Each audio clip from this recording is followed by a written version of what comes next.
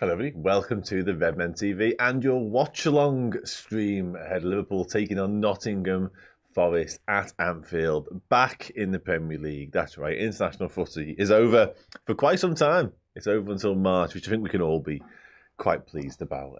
But yeah, we are back in action. I'm Dan Clubb, I'm here for the rest of the afternoon. Over at the board is my wonderful co-host, Errol Smith. We are ready. Errol, how are we feeling, mate? We good?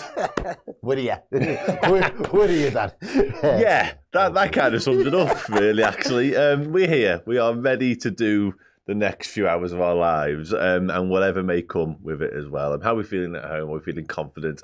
Before we dive into everything pertaining to this game and the team news and what we might be about to find out in terms of Liverpool's confirmed team, I need to tell you and thank you and Oosh, because our sponsors for the season continue to be wonderful people. They're giving away so much stuff over on their website. They're giving away £1,500 cash right now. You can enter that for just 99p, which has actually been cut back from £1.49. 99p, get yourself in that prize draw. And yeah, 1,500 quid right before Christmas. Like, what's not to love about that? But Oosh, the wonderful people that make all this possible all year long. So you've got them to thank for what we bring you here at the Redmen TV. So oosh.co.uk is the place for some fantastic prizes. Loads of prizes relating to the Reds as well all season long. They've been giving away tickets left, right and centre, including some hospitality stuff. But right now, there is a cash giveaway. And like I say, loads more competitions to keep an eye on, including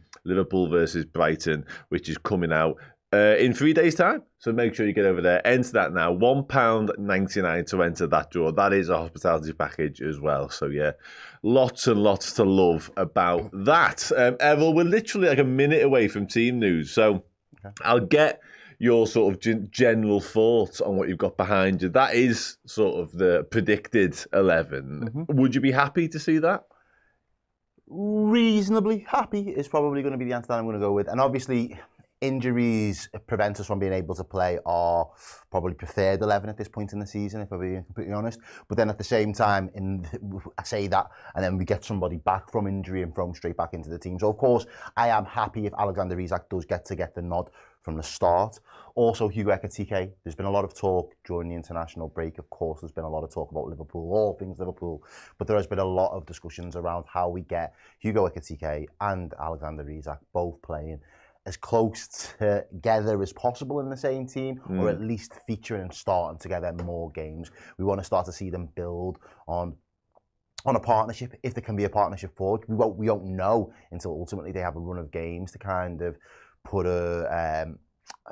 put basically in front of us a case example of the amount of games that they're able to play and how good they are and effective in those moments. We'll be able to see with a bigger body of work before we can really make a confirmed judgment on how good that partnership can be. We know it'll take time, but starting to see it happen is what all Liverpool fans have been crying out for. So yes, in the first instance, really happy to see that Isak and potentially Hugo Ekitike maybe in the starting 11 together. And then when I look at the midfield, that's where I start to get a little bit more, not necessarily concerned, but again, a little bit more dejected by what I'm seeing in front of me. Because if it is going to be this makeup of the midfield three, in a Ryan Gravenberch, in a bit of a deep line role with the Curtis Jones, potentially doubling up as a double pivot, and like Alexis McAllister as being the one, I am a little bit disappointed that removes Dominic Szoboszlai and kind of relegates him to the right back role within this team. We've seen Curtis Jones go out there and do a job at right back. Is he as good as the right backs that Liverpool have got out injured at the moment? No, but is Dominic Szoboszlai better in midfield right now, or is he Liverpool's best midfielder right now? And I still think he's probably one of the most integral parts of our team as a whole at the moment at this point in the season. He's really taken it, if it was a game, he's taken the game by the scruff of the neck. He's taken the season by the scruff of the neck in some senses, in the way that he's really approached his game time in a Liverpool shirt. I'd want him in the midfield, but again, I appreciate that this may be first game back, no real form, no real momentum coming back off the international break. It might be horses for courses, and it might just be, I need you to do a job for 90 minutes there, and we can look at what the midfield makeup looks like midweek and then into next weekend. Back four, I mean, the biggest one, probably the elephant in the room, is the man himself, the handsome man himself, Alisson Becker, being back in net. That is going to be massive. Hopefully, it gives the likes of Ibu Konate, Virgil van Dijk, maybe even Keres to an extent, little bit more of a confidence and belief that they've got their guy back in the sticks, which means that, you know, their performance may go up a level or two. I'm probably clutching at scores now defensively. Dan, stop me whenever you're ready. Because... Yeah, no, we are. I didn't want to stop you in full flight, to be honest with you. But yeah, we are. The team is out. Just left, right, and centre, man. The rumoured team was inaccurate, ladies and gentlemen. Okay, go on. Hugo Ekitike, as wonderful as all that sounded a moment ago, is not starting this game of football. Cody Gakpo is in. Right, well, we can get rid of that one for starters. I'll talk you through it. I think we're right on the bench. I can't see because there's a huge light in the way, but the starting 11 is exactly that. So just quickly talk us through the 11, then we'll do the bench. 11s wise, we've got Alisson back in goal, so thank the football gods that we've got him back in a Liverpool kit, fit and ready to go. Dominic Szoboszlai will be starting at right back then, I am assuming. Ibu Konate, Virgil van Dijk, and then Milos Kerkez there making up the back four complement. And then it is going to be that midfield three of Gravenberch, Jones, McAllister, with then a front three of not what me, as I've just been waxing lyrical about wanting to see, and the Liverpool fans and everything else that we've been talking about for the last 2 weeks now has been absolutely debunked within the first 5 minutes of internationals being over. But Gakpo, Isak and Mohamed Salah will make up the front three for Liverpool there. If you read me off the bench, I will let you know how. Yeah, so bench-wise, you've got Mamardashvili, yes, Joe Gomez, yes, Wataru Endo, yes, Federico Chiesa, yes, Hugo Ekitike, yes, Andy Robertson, yes, yes, Trey Neoni, yes, Rio Ngamoa, yes, and Calvin Ramsey. Ooh, full house. Love that. Get in. I love it when a plan comes together. Just one change from our predicted rumoured lineup. We'll take that all day long, which means we can talk about it. Stay there for a few minutes and we'll chat through some things, because you touched on it a moment ago. There's quite a few talking points, I think, and conversation pieces in this 11. But the midfield makeup, I've got it loosely there as sort of a Jones Gravenberch double pivot with McAllister more advanced. But I mean, aside from Gravenberch, you could do that anyway, really, couldn't you? So you really could, yeah.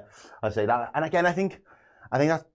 Again, I'm trying to get into the head of Arne Slot here. I think it's the fact that these three, apart from Gravenberch, but obviously then on that right-hand side with Szoboszlai, to add in, because I think we're going to have a lot of the ball against Nottingham Forest. Again, this is a Sean Dyche Nottingham Forest. This isn't, Nuno from last season in any way. And I know that they played quite a counter-attacking, quite type of game when they came to Anfield. But I imagine, Dyche to be very happy to concede the ball to Liverpool, allow his players to be really compact, in a really good organised shape, and try and obviously then pick off Liverpool with certain opportunities and looking at some of the weaknesses that we've had. So when we're addressing this midfield area, I think that Arne Slot would want or hope that his midfielders can be flexible enough to just be a little bit more fluid. They're going to see a lot of the ball. They're going to have to rotate and drop in and fill in between each other's roles quite frequently, but quite easily. They have that flexibility in their game. So we've seen McAllister, we've seen Jones, I think a couple of times this season, when Jones has come on in games and he's felt that the Liverpool need to go up a gear, he has been quite happy to punch balls through the lines. He's been happy to try and get Liverpool on the front foot with passes forward. Obviously, McAllister's somebody that is quite neat and tidy on the ball as well. But I do imagine that Dominic Szoboszlai will vacate that right-back area at times and drift into midfield as well to try and overload that midfield and give Liverpool the extra body in there. Gravenberch will do what we've seen from Brian Gravenberch over the last 6 to 12 months now. We know how quality he is. It's just a case of, will he sense the danger early enough on those? I think there'll be rare occasions, but I think they will be... they'll be orchestrated. It won't be by chance that Forest try and pick us off in the way that they do. I think they will be orchestrated. So I think Ryan Gravenberch has got to have his spider senses on full blast in order to sniff out any danger. Yeah, most definitely. Yeah, I'll have to get across and help without a shadow of a doubt. Yeah, we'll talk about the right back situation in a moment. But before we do, there's quite a lot of people, quite a lot of comments in the chat are talking about the inclusion of Cody Gakpo and him getting the nod over Hugo Ekitike, which again was sort of the team that we believed we had gone with. For what it's worth, by the way, a little bit of admin, it's Arne Slot's 50th Premier League game in charge of the Reds today. But what's your take on the Gakpo left wing situation as opposed to Ekitike? Were you desperate to see Hugo Ekitike and Alexander Isak in the same starting 11? I am desperate to see them just because I want us to move on. I want us to start to transition and develop and kind of getting rid of the wholesale changes we did in attack last season to bring in two really, star-studded forwards it was always in the hope that they would be, you know, the new spearheads to a Liverpool attack in whatever form. We know Cody Gakpo is I'd say a very good complementary and supplementary wing option. I don't know if he is meant to be the main guy. I don't know if his numbers or his output in terms of his work rate on the pitch will ever really command that he is that main guy. In this Liverpool team anyway, it might be different for Netherlands and it might be different if he was to go elsewhere. But within this Liverpool side, I think he's always been a nice +1 as opposed to the one. And then, of course, obviously, I was so happy that Salah was able to perform to the heights that he did last season. But one of my things that I was really conscious of was who can we draft in the summer to take the workload off Salah? Because even last season, Salah didn't always have 10 out of 10 games, but more often than not, he was just relentless in his output in ways of finding ways to either assist or score a goal. He was ever present in those kind of conversations about stats and assists last season. But there was always the need to say, well, when Salah's having a bit of an off day and it's not really working, who else in that Liverpool team is really going to drag Liverpool over the line? And yeah, Cody Gakpo came up with a couple of important goals last season. But in the main, I think people wanted it through the middle. Hugo Ekitike, Alexander Isak, they seem like the perfect duo in the sense of Alexander Isak's been in and around the league, knows what he's doing, knows how to best most of the defences in the league. And Hugo Ekitike just seems to have come in, hit the ground running, been a really confident prospect that just seems to want to grow week on week.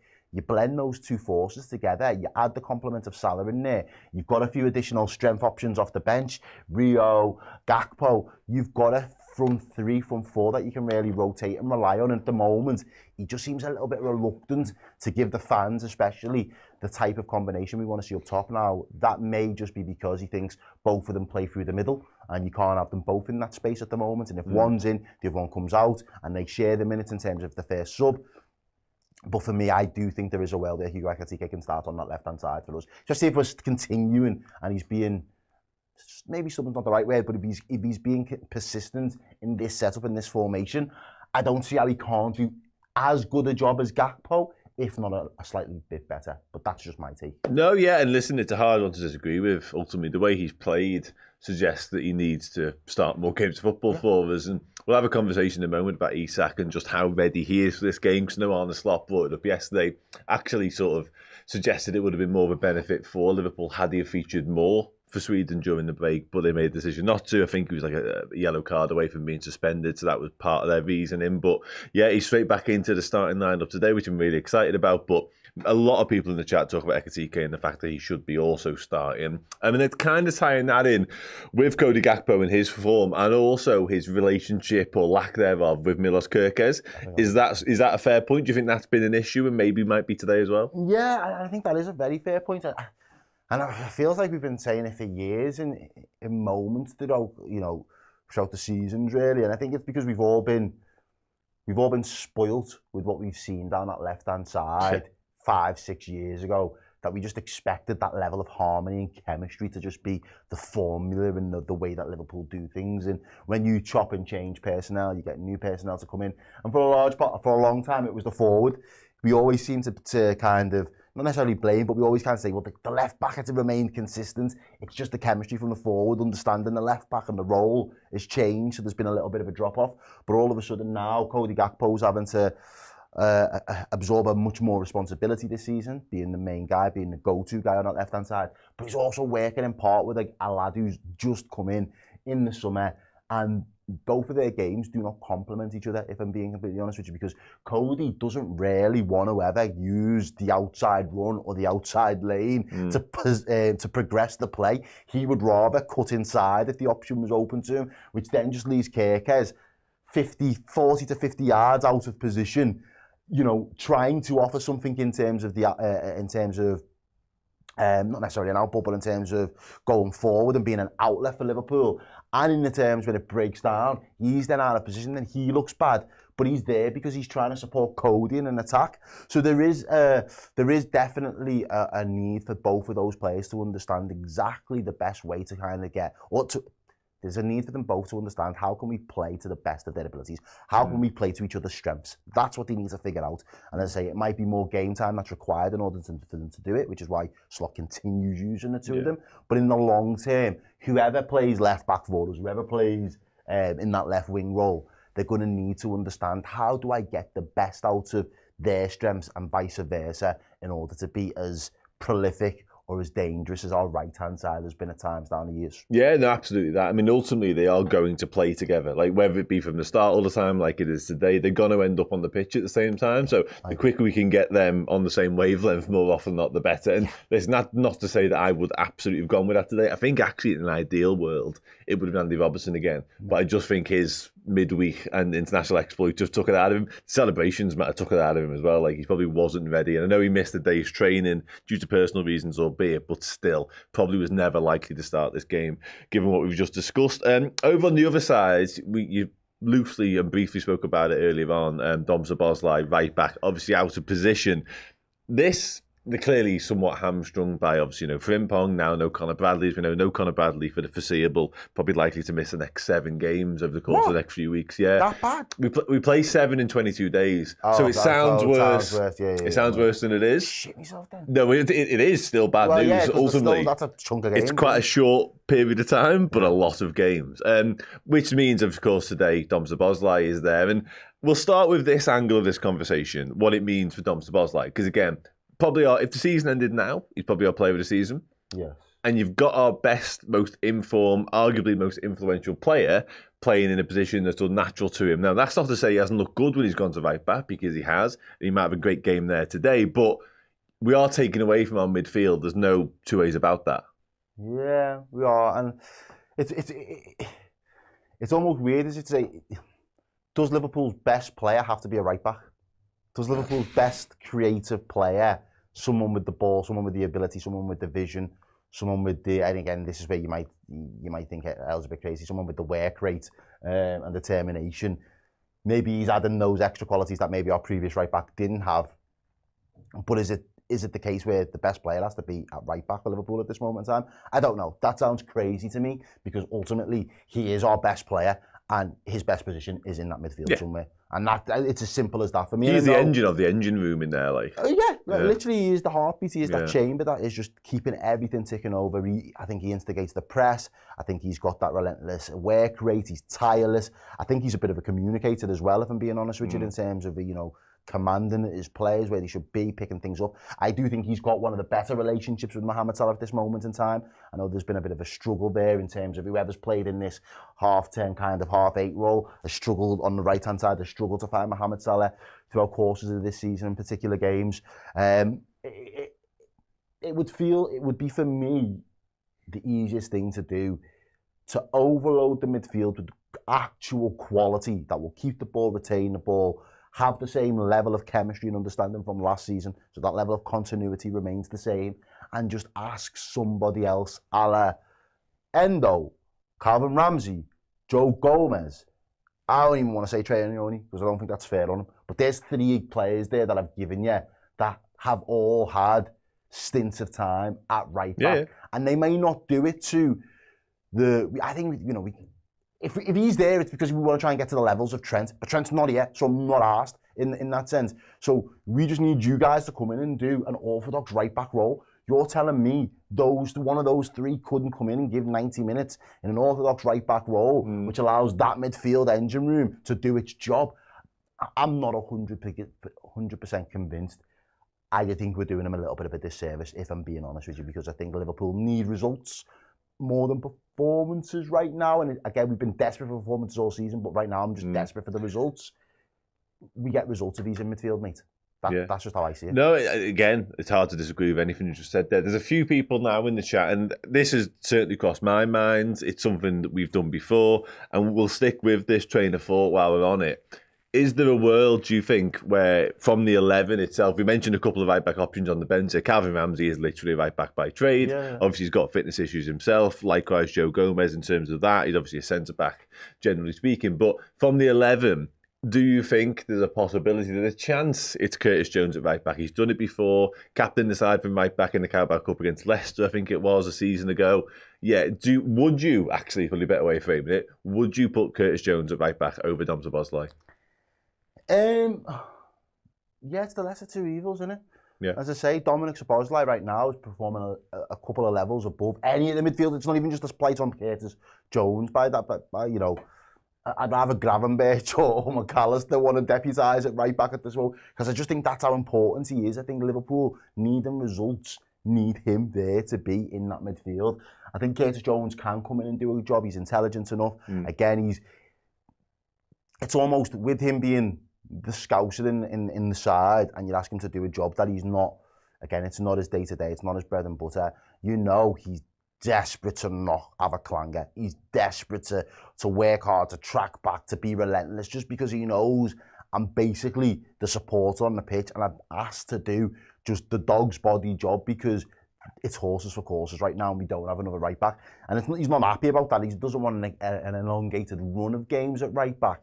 But as a one-off or a here and every now and again type of situation, he'd do it because he'd always put on a Liverpool shirt no matter what position. You could ask him to go in goal and he'd jump at the chance. So I think there's a world where Curtis Jones comes in and the application from Curtis is just right. So you don't have to worry about whether he's going to be going up and down, providing you with quality on the ball, anything like that. But in terms of his application and doing the basics, I think the fundamentals you'd get out of Curtis Jones. Again, I think you do get more rounded performance out of Dominic Szoboszlai, but then I'm worried about the balance in that midfield. Do we lose that little bit of spark, the edge, that quality in midfield where we've had it? If I wanted to play devil's advocate, my only other thing in terms of trying to flip it is stylistically, he may spend a lot of time in midfield by default of us having the ball today. So even though he starts at right back and that's where his position is, he might end up with a bit of a free role to pick up that additional man in midfield because of how much time Forest are going to give us the ball. If we was playing against a bit more of a pressing side, or a team that wanted to be a little bit more progressive and have a little bit more control of the ball ourselves, he may have flipped that around and said, no, I want my midfield to be able to win that midfield battle that there's going to be, and we'll deal in defensive phases with Curtis and Ibu, Alisson, Van Dijk. All of them have got to work as a unit.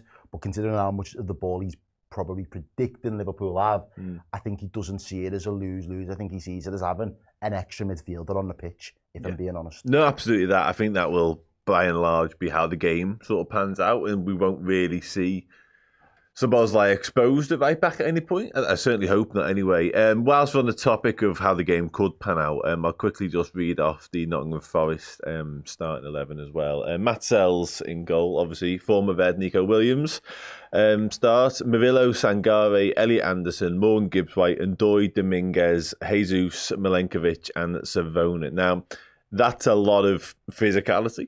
It's quite a lot of centre-backs. But it is a very physical side, Errol. And I think the blueprint for how Sean Dyche's team plays is there in existence.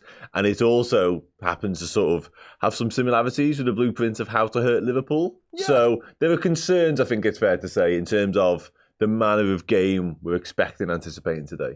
We're expecting this is the archetypical type of game that gives Arne Slot and his backroom staff nightmares at the moment.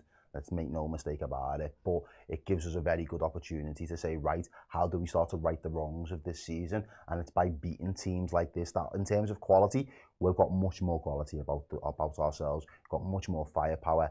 It's about, do we give the lads that are as potent in front of goal as we know they can be? Do we give them the level of service? Do we keep hold of the ball in the right situations? Do we stop giving ourselves those self-inflicted wounds by giving the ball away cheaply, conceding silly free kicks, or allowing balls to go out in dangerous areas where they are going to try and launch long throws?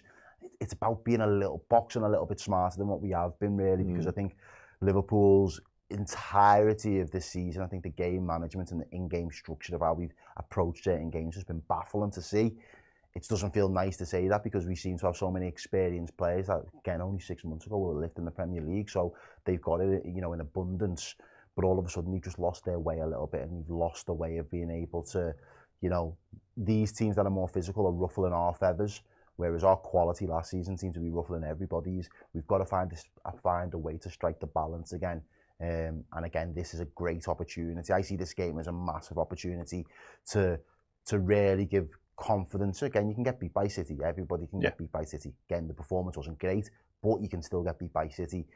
These are the type of games when you've got the ambitions of Liverpool being in Champions League consecutively, pushing on and title races and challenging for titles.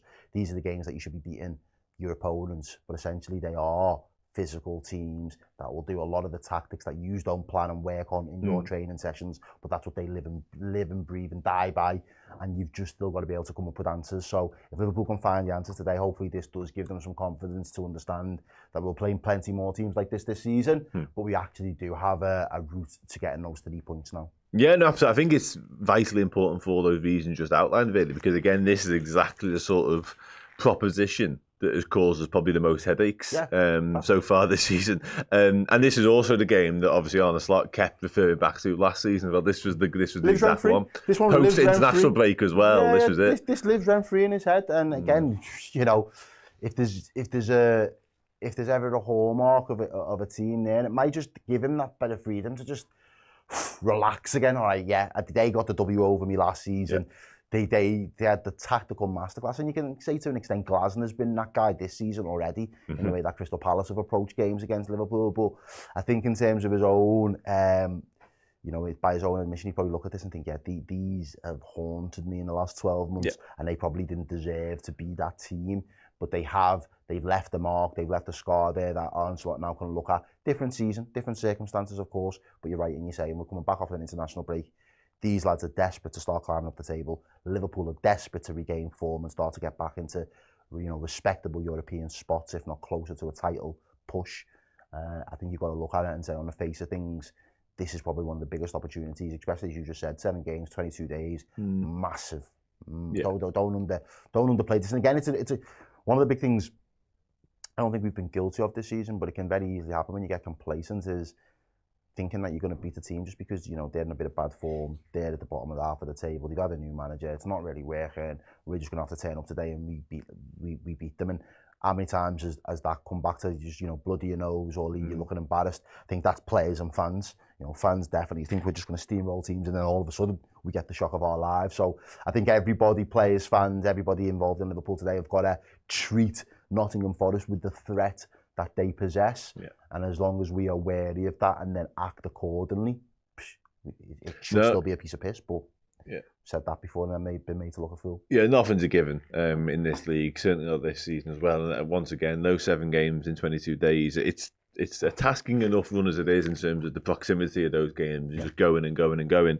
But they are quite kind on paper, but it counts very little. Getting off to a winning start is absolutely pivotal today. For what it's worth as well, the way you probably get a little bit of a nod towards how Forest might be looking at this and their ways of hurting us by who they left on the bench, actually. Because Hudson-Odoi, I know he had some injury problems, Kylie Mwendo and Amari Hutchinson, probably 3 of their more creative, skillful, get the ball down and play type players have been left on the bench in favour of some more, what I would suggest, the more physical runners and lads like that, and they're going to offer that intensity and again that aerial prowess too. And Sangare and Murillo will be threats from those kind of situations. I want to quickly just do 2 more talking points from the starting 11, Errol, because obviously there's quite a lot to get through, so we'll quickly do them and then we'll have a quick break. You said it earlier on, but the holy goalie is back, Alisson Becker. Not to do like any sort of disservice to Ramdas Felix, I thought he did pretty well. Actually deputised him for the very best in the world.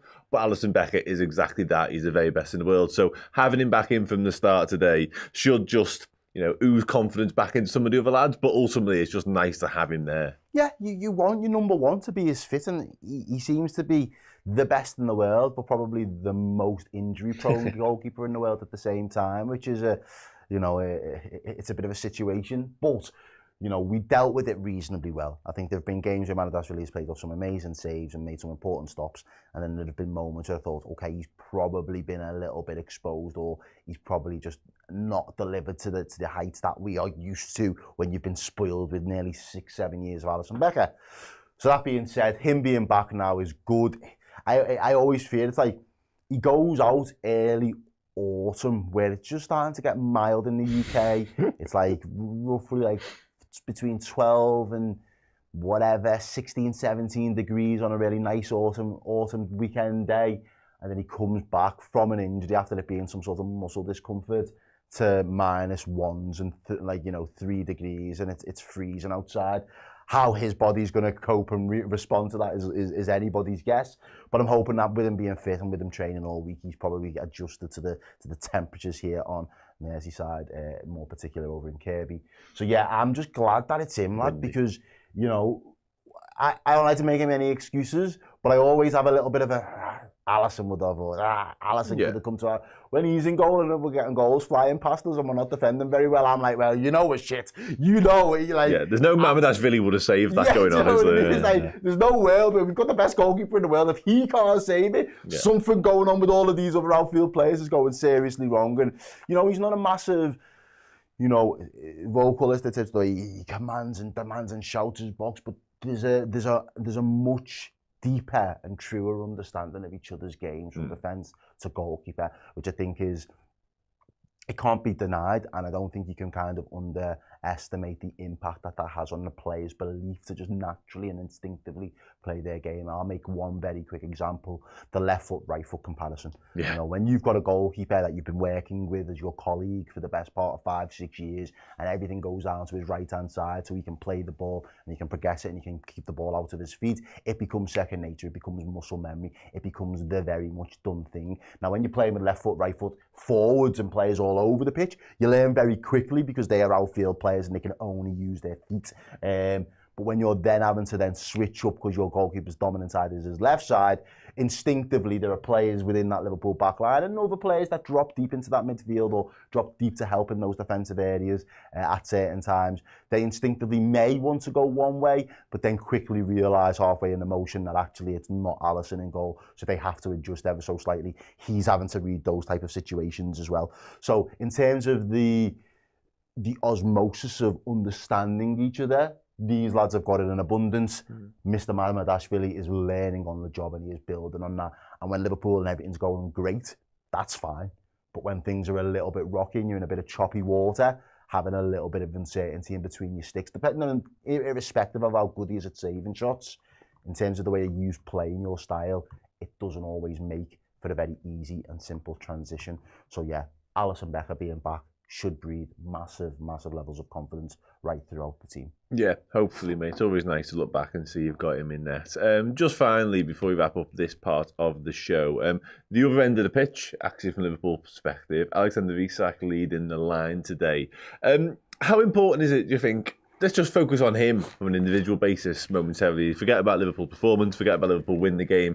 How important is it that he performs today and sort of add to that in terms of maybe getting a goal as well? Because we've discussed already the clamour for Hugo Ekitike, albeit with Isak, albeit on the left wing perhaps. But like Ekitike is there. Ekitike is the striker in form. Like Isak, he's had his fitness problems, he's had his more recent injury issue, but he's starting today, therefore must be fit. Therefore, a performance and something tangible kind of needs to follow as well. Wait, Liverpool paid you kind of give us a plea, your plea deal in the summer. You wanted us to come and get you. We come and got you.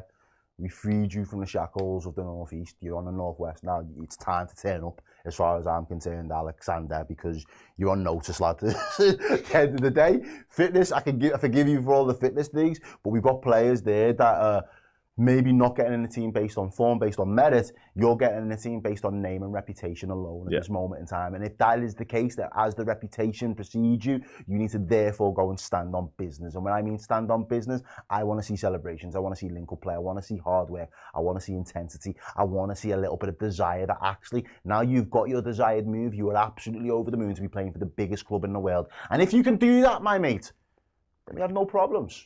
There are no problems if you can do that. If you can't do that, though, I will be obviously pissed. I'm not going to lie, because this guy, everybody, he was the envy of every team outside of Newcastle last season. Everybody wanted a piece of Alexander Isak. They all wanted his quality, his clinical nature in front of goal, his sharp shooting, his confidence, his swagger. We've got it.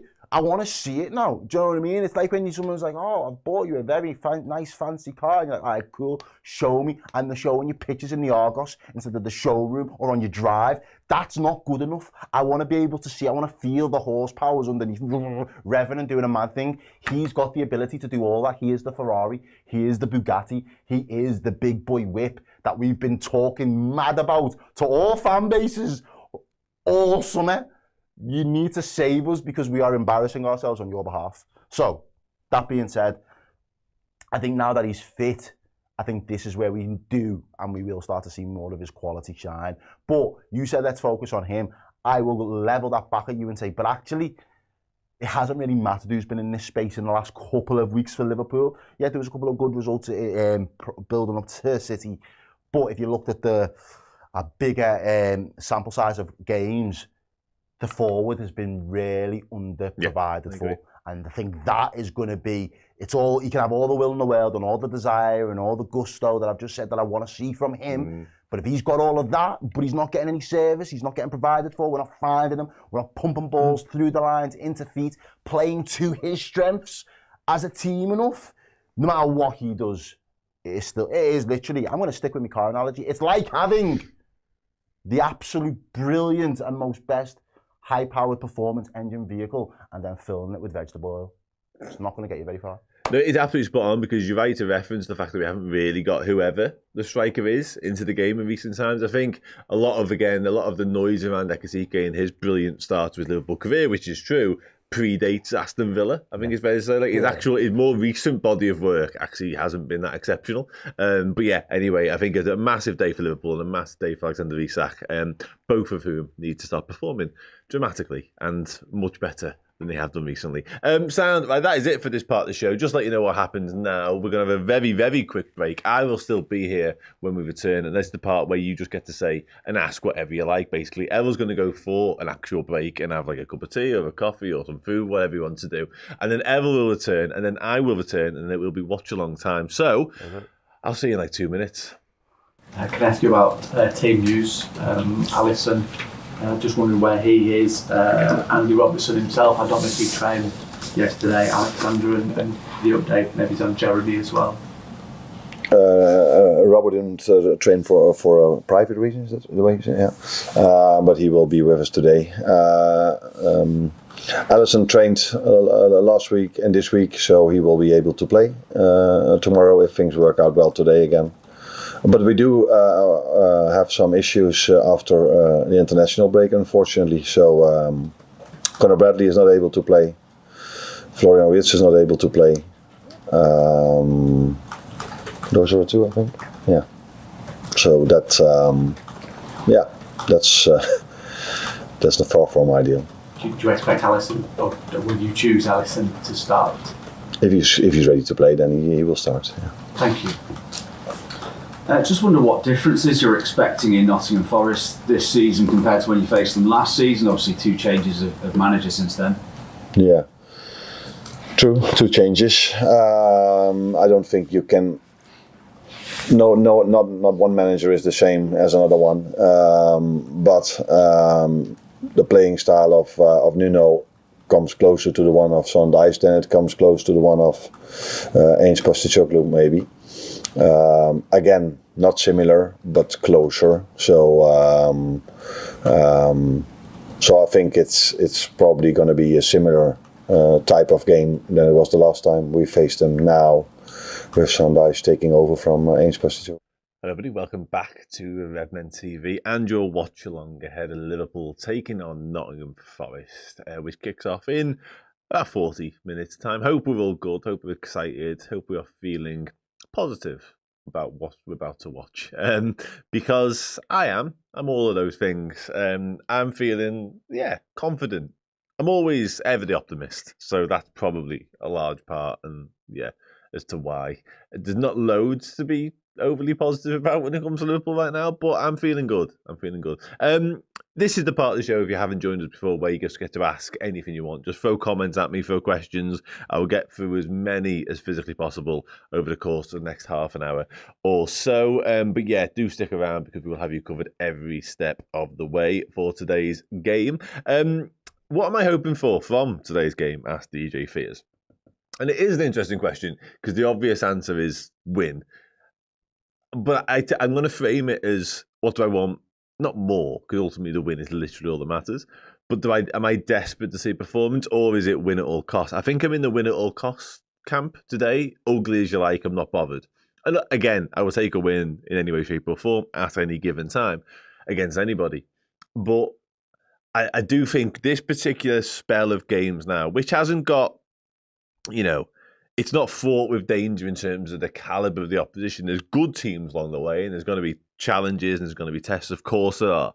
But it's quite kind. So I think today, if you can get yourself off and get a bit of confidence, a bit of momentum on that good footing, then you just set yourself off for a potentially really, really positive and potentially transformative few weeks when it comes to Liverpool's season, actually. Because if you do go unbeaten, let's say, in whatever shape or form, obviously not drawing them all because that'd be stupid, but if you can pick up like 5 wins and 2 draws from the next 7 across the Premier League and indeed Champions League, by Christmas, you're having different conversations about what's possible and what you can achieve in the season. So I think today is just winning, but regardless of what it looks like. I'd love a performance. I'd love us to be, like we were last season, in control, 1-0, 2-0, just completely dominate and boss the entire game. Don't give Nottingham Forest a sniff, really. That'd be lovely.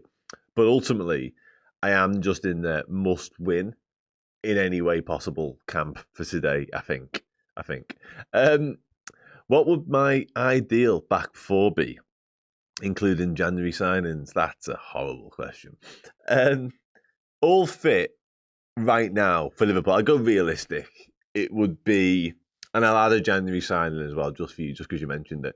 It would be Mark Gahey. I bring Mark Gahey in, and he would start ahead of Konate right now. I think if Konate had signed a new deal, or he was about to sign a new deal, or if that happens between now and January, I'd still want to see more from him in terms of performances and consistency of performances in particular. But I'd still be tempted to start him in some games of football over Mark Gahey because I think he might be better than him on his day, to be honest. But let's include Gahey for argument's sake, for the sake of this conversation. Gahey, Van Dijk, Andy Robertson, because I believe he's the best left back at the club still. And Conor Bradley would be my right back. But again, that's if they're all fit. And realistically, that feels far-fetched right now. Certainly a right back, because our right backs just cannot stay fit. We've got 2 injured right backs, and we've got 2 injury-prone right backs on the bench, which is harsh, but also true. It's particularly harsh on Calvin Ramsey because he's a young lad, but still, he's had a horrendous couple of years through injury. And funnily enough, former Liverpool defender Gary Gillespie was in the building before. And when I talked about the team with him, he said, what about Calvin Ramsey? And he's right, because he is a right back by trade. But I don't think you just can't start him. He hasn't got the body of evidence, he hasn't got the body of work in the past 18 months to suggest he's ready to start Premier League games of football for Liverpool yet. Mainly through injury, yes. But even when he went up to Scotland last year on loan, I think he was at Kilmarnock, he barely got going at all. And he was quite good against Crystal Palace, which is where the argument comes from in terms of maybe he should have started today, possibly. But the Premier League is another step up again from a somewhat changed Crystal Palace team at home. I don't know. I'm all for starting players in their natural and therefore strongest position. I'm completely on board with that. And that's true for Dominic Szoboszlai as well. So there would have been a conversation in my head about Calvin Ramsey.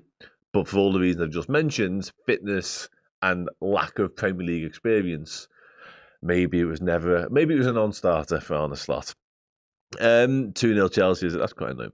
What's my pet peeve in sports teams? Mine is that teams are incredibly naive and never learn from mistakes, much like the England cricket team last night. I did have the pleasure of watching that entire day's cricket unfold, and therefore the second day and now the end of the match, remarkably. I did watch it all, including some of the first day as well. And it was a fascinating watch. But you're right about the naivety of that England cricket team. Like I'm not going to go down the cricket route because I'll be here all day. What's my pet peeve? Sports team. I like yours. I do like yours because that would be right up there for me as well. Let me think about that because that's an interesting question. Yeah, not learning from your mistakes is probably a serious candidate. Oh, yeah, I'll get back to you on that one. You flummoxed me now. I'll come back to you. Right, let's go through some more of the questions, shall we? Would you have liked to see our best player this season remain in midfield? Yeah, I would. You know what? The Gomez thing's interesting. And while we had that mini break before, whilst Arne Slot was speaking, I was thinking about the right back situation. I just drifted off into a little world of my own, just daydreaming about right backs. And Joe Gomez is clearly in that conversation. Now, I know he missed training on Thursday, so maybe he literally isn't ready to start this game, which would be a separate issue and a different conversation. But Arne Slot made the point that Joe Gomez, because of his lack of action, really, can't, and they therefore won't, playing for 7 games in 22 days. Certainly not 90 minutes regular, which is fine. But if he isn't ready to start the first one, what are we doing? Like, he's not been on international duty, so he's had a period of time to work, and at some point he would have realised that he will be thrust up the pecking order when it comes to right backs, because they'll have discovered the extent and the issues around Conor Bradley's injury quite early, I would imagine. So if Joe Gomez isn't physically capable to do 7 games in 22 days, that's fine. But he can't start the first one. Like, is it just me, or does that not really marry up? I don't know. I might be wrong. I might be missing the point here entirely, and that's okay. But yeah, to your question, I would have had and done whatever it took really to get Dom Szoboszlai back into midfield, and all might be well that ends well, and we might win, and Szoboszlai might be boss at right back. That midfield three might function like a well-oiled machine, and we might just be great. But from the outset, yeah, Dom Szoboszlai's a midfielder, and he's been our player of the season so far. So playing in midfield is kind of the long and short of it, And again, there's 2 right backs, albeit both with their drawbacks on the bench. Anyway, can't start Gomez for only 3 cents. Yeah, that is also true, and that's a different problem in itself that we've kind of brought upon ourselves a little bit. Obviously, Leone injury notwithstanding, not much you can do about that one. But there are other centre-backs in existence in the football club. Arne Slot is at pains to stress all the time how often that Ryan Gravenberch and Wataru Endo are seemingly viable centre-back options as well. So, yeah, the Gomez as centre-back thing on needing the cover is obviously true, but we haven't got any right-backs. So, and he's done that a lot, like a hell of a lot. But anyway, 32 minutes until kick-off. We're nearly there. I should say as well, maybe he's more suited next. I'm sure we will see some Joe Gomez at right back over the coming weeks out of necessity. That will be a thing that happens, certain of it. But again, I'll come back to it. Best players playing at right back today. Best player form-wise. Let's caveat that. Might be the best player. And there's at least 2 genuine, viable options. Joe Gomez, I'll get it up in a second while I'm talking. He must have played upwards of 30 senior games at right back. Probably more, I want to say. And Calvin Ramsey is a right back. I've never seen him play anywhere else, to be honest with you. He's an attacking one. Like, his reputation when he came down from Aberdeen was one of, potential Trent successor in terms of creativity, in terms of his technical ability and what have you. Again, through injuries and through just general fitness issues and not getting a gig up in Scotland last year hasn't worked out for him thus far, but he's still a talent. And again, I'll underline it, he's still a right back. Oh yeah, Joe Gomez has played far more than I thought. According to transfer marks, which is always a little bit, he's played 104 times as a right back, which is only 25 times less than he's actually played as a centre back. And I mean, wow, 33 left back. That was mostly in the one season I seem to recall, and 2 times he was deployed as a defensive midfielder. Once actually was at Nottingham Forest, I think I'm right in saying, away from home when Darwin Núñez scored like the 97th minute winner, which was good fun. But yeah, Joe Gomez, if he was fit enough, 104 appearances as a senior out and out right back, and only 129 as a centre back. So that's a much closer disparity than I thought it would have been. I think it's a lack of sense. Yeah, exactly. And it's all the points and all the reasons and the rationale as to why not to start him in this game is fair enough, but there's always a flip side. And the argument is you're starting with a right back, ultimately. Yeah, get some score predictions in. Is what I was going to say. Ambient noises. I'm going to say when you return with your score prediction is not going to be overly optimistic about Liverpool's chances in this one. Unlike Just Memes 551, who says, only see a 2-1 or 2-0 to us. No way that it goes more. We are the most serious and unserious team, but I reckon we win this. 3-0 says Cavazor L9596. 3-1 says Maximus. I'm not reading the whole names. That's just crazy.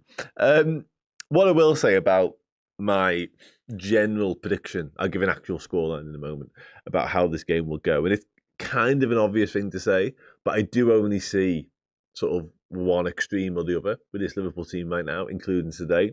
I think we haven't seen a lot of evidence of this one, so bear with me. Liverpool's return to just boxing clever, 2-0, comfortable, barely breaking a sweat, barely getting out of second gear. I see that. Potentially, that's certainly what I hope for. Or there's the other extreme, and there's the other more likely, more familiar this season example of us going absolutely toe-to-toe with a football team and then nicking it late on in dramatic fashion. And I've got a sneaky suspicion that we might be in for the latter. I've just got this weird feeling. I've had it all week. I said to a few of the lads upstairs earlier on the week, like maybe even on Monday, I can just see today being another one of them. I really can, which ultimately means we get the job done and we do win. So that's fine. I'd give a lot for a clean sheet. Just don't see it. I'll be honest. Just don't see it. And again, I'd love Liverpool to return to the Liverpool of old, that swagger, that confidence, that you can't touch us vibe. I don't think we're there yet. Hey, look, it's Craig's a 6-0. Matt Bannister is also feeling very positive. 4-0 to the Reds. We've got a 3-1, we've got a 4-1. Very confident is Jeffrey. 3-1, so 3-0, says Stephen. Martin asks how I am. I'm sound. Thanks, mate. I'm sound. I've been a little bit under the weather the past couple of days, but I pretty much made a full recovery, which is good news for everyone involved. Just I passed the late fitness test for the Watchalong, let's put it like that. 3-1, Isak shines. 3-0, and another Isak comment here. Hat-trick, wow. I think it's a massive game for him today. It's a big game for all of them. Ultimately, it's a big game for the football club. But, yeah, Isak, straight back in from the start. And we've said this a lot already this season, but a penny for Hugo Ekitike's forced a little bit. I know he's not quite in the red-hot, scintillating form that he was 5 weeks ago, but he's still in form. And he's still the striker in form out of the two of them. And Isak gets the nod. Like, he just has to start delivering at some point because the fitness and the injuries and the time and the lack of pre-season and the excuses in many ways, they're wearing thin. And they're kind of done. If Arne Slot thinks you're fit and ready enough and sharp enough to start this game of football, I think all bets are off. And I think you just got to perform and you've got to deliver. And ideally, you've got to score. Anything short of that, I'm not sure he's getting the free pass post-match. Certainly not if Liverpool don't win the game that he was getting earlier on the season. Because a lot of his disjointed, lacklustre displays, we could kind of just write off as, yeah, but he's not trained, etc., etc. I think time might be up on that. I really do. As harsh as that may seem, I think that's where we're at. Where's Wirtz? Florian Wirtz is injured. I've seen some rumours, and somebody asked me like an hour ago, actually, funny enough, about Florian Wirtz. I don't quite know where the 6-week things come from. I'll be honest. It's not something I'm aware of. It might well turn out to be true, so I'm not going to dismiss it out of hand. But it's not something that I know about. I know Conor Bradley is more long-term and will miss a good chunk of games we've already discussed, but I don't think Florian Wirtz is quite as severe as 6 weeks. But again, yeah, don't take me at my word either way on that one. 3-1, 2-2. Yeah, I can see goals, I must admit. 2-1 with a nervy, that's where I'm at, Nate. 2-0 with no sweats broken. I agree with this, but I've already said on the left-back front, I think Robertson would have started this game had all been normal in terms of the past week, but with Robertson's exploit in midweek with Scotland and the celebrations, he then missed a day's training for personal reasons. I think that's why Kirkhouse has been given a nod personally, but again, that's just my opinion. We should win it 2 or 3-0, but we will let another stupid couple of goals in. We've discussed this already, and that's not to say your question isn't a valid one, because it absolutely is. We think it's Szoboszlai right back, but we'll wait and see as soon as we start playing. But I do have a sneaky suspicion that it will be Szoboszlai right back. Got some positive news here, let's just say. Just popping in to share some love and positivity. My beautiful baby girl was born yesterday. I mean, it doesn't get much more positive and love-worthy than that, does it? Congratulations. I won't even read the rest of it just yet, but congratulations first off. Was born yesterday, Ellie. We're in love with her and we feel fine. Good. Love to all the amazing Red Men crew for top content. Well, thank you very much. But first and foremost, honestly, congratulations. Like, honestly, I hope you're all good. Yourself, rest of the family, the mother. Honestly, I hope, yeah. Unbelievable. Get some sleep, for God's sake. No, yeah, genuinely, boss. And hopefully she can bring us some luck. And her first Liverpool game on planet Earth will end with a Liverpool win as well. But yeah, from the bottom of my heart, congratulations to all of you. Just enjoy every single second of it. Yeah, good. Good. I like that. That's positive. That's good. Yeah, congratulations. Loads of congratulations coming in as well in the chat, which is nice. Isn't it nice when we all get along? I don't know what that word is. I'm not going to try and say that word. A new wee red. Yeah, get him in Liverpool kit rapid. 3-1. And what are my thoughts on having Robertson as a third centre-back on the left? I think Ebra do the right side. And then, now listen, what I will say is on that, it might be a precursor to what we evolve to should Mark Gahey arrive. Potentially. Who knows? Thank you very much. Yeah, I would. Probably actually thinking about it. There was me very much being like, just have it. You might even still be in the hospital being like, oh yeah, just have it on your phone, or you'll be able to watch the game. You'll be sweet. But yeah, second thoughts, maybe not. Maybe not. Ask the question. Do you want me to put a plea in? No. Yeah, you embrace and enjoy every single moment of what is going on in your life right now. Liverpool will take care of business on your behalf, I'm sure. Where was I? Yeah, centre backs, possibly. What I will say is, I'm talking about pet peeves from earlier on. One of them might be like, don't fix what ain't broken, potentially. Like, if you have... I know what my pet peeve is. I've just thought of it. Sorry, it's just dawned on me. And it's not squad-related or team-related necessarily. And I should have thought about this. If somebody else from Redden was in the room, they'd have said this immediately.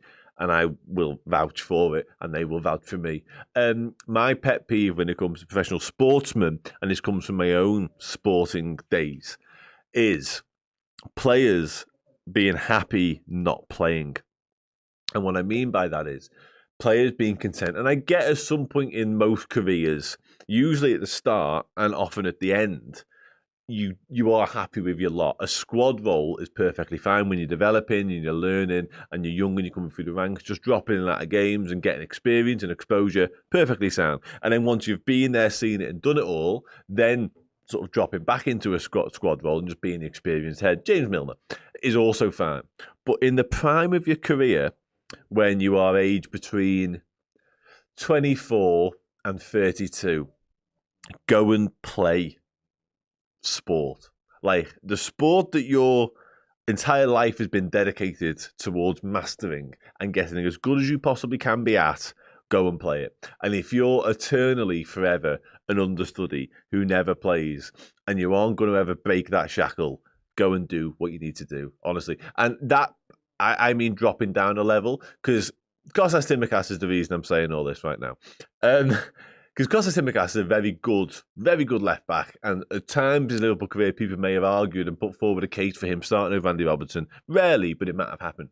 When it became apparent that he was never going to oust Andy Robertson, and he missed out on a few matchday squads because we couldn't get him in the actual playing 11 nor the bench, go and play football somewhere.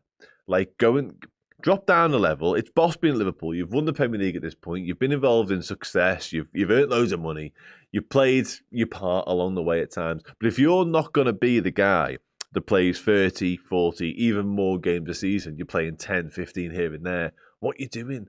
Like, try for a couple of seasons by all means, but then go and play actual football somewhere. Play 30, 40 games, because it's a short career and you need to make the most of it, in my opinion. That's my sporting peeve off my chest now. Thanks for indulging. I could go on. He did eventually, but I think there's like 2 seasons whereby he didn't. I would argue personally, and it's not just a Kostas Tsimikas related anger I have. It's a generic sporting one, I think, and I've done it myself. I've dropped down levels in order to be more prominent and to play more at the thing I love doing and what I want to do for my career. So yeah, that's there you go. That's all that. Harvey Elliott, that move just hasn't worked out for a whole myriad of reasons. I saw Unai Emery talking about it earlier on, and Unai Emery kind of referenced the point that he wasn't ready, I think he said. He suggested that he compared him to Emi Buendia, but like, I don't get that, because like he might not have Harvey Elliott next season, so I don't really know what he's preparing him for necessarily. I don't understand. I haven't looked at it properly, as you can probably tell, but the whole Harvey Elliott to Aston Villa move, hasn't worked thus far, and I'm a bit surprised that it hasn't worked. Let's leave it at that. Should have never let him go. Possibly. Possibly. No, it's all right. Don't worry about it.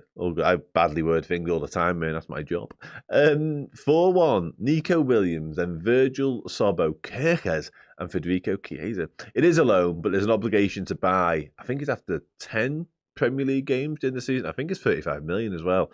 At the minute, he won't even make them 10 appearances, so it's going to be irrelevant.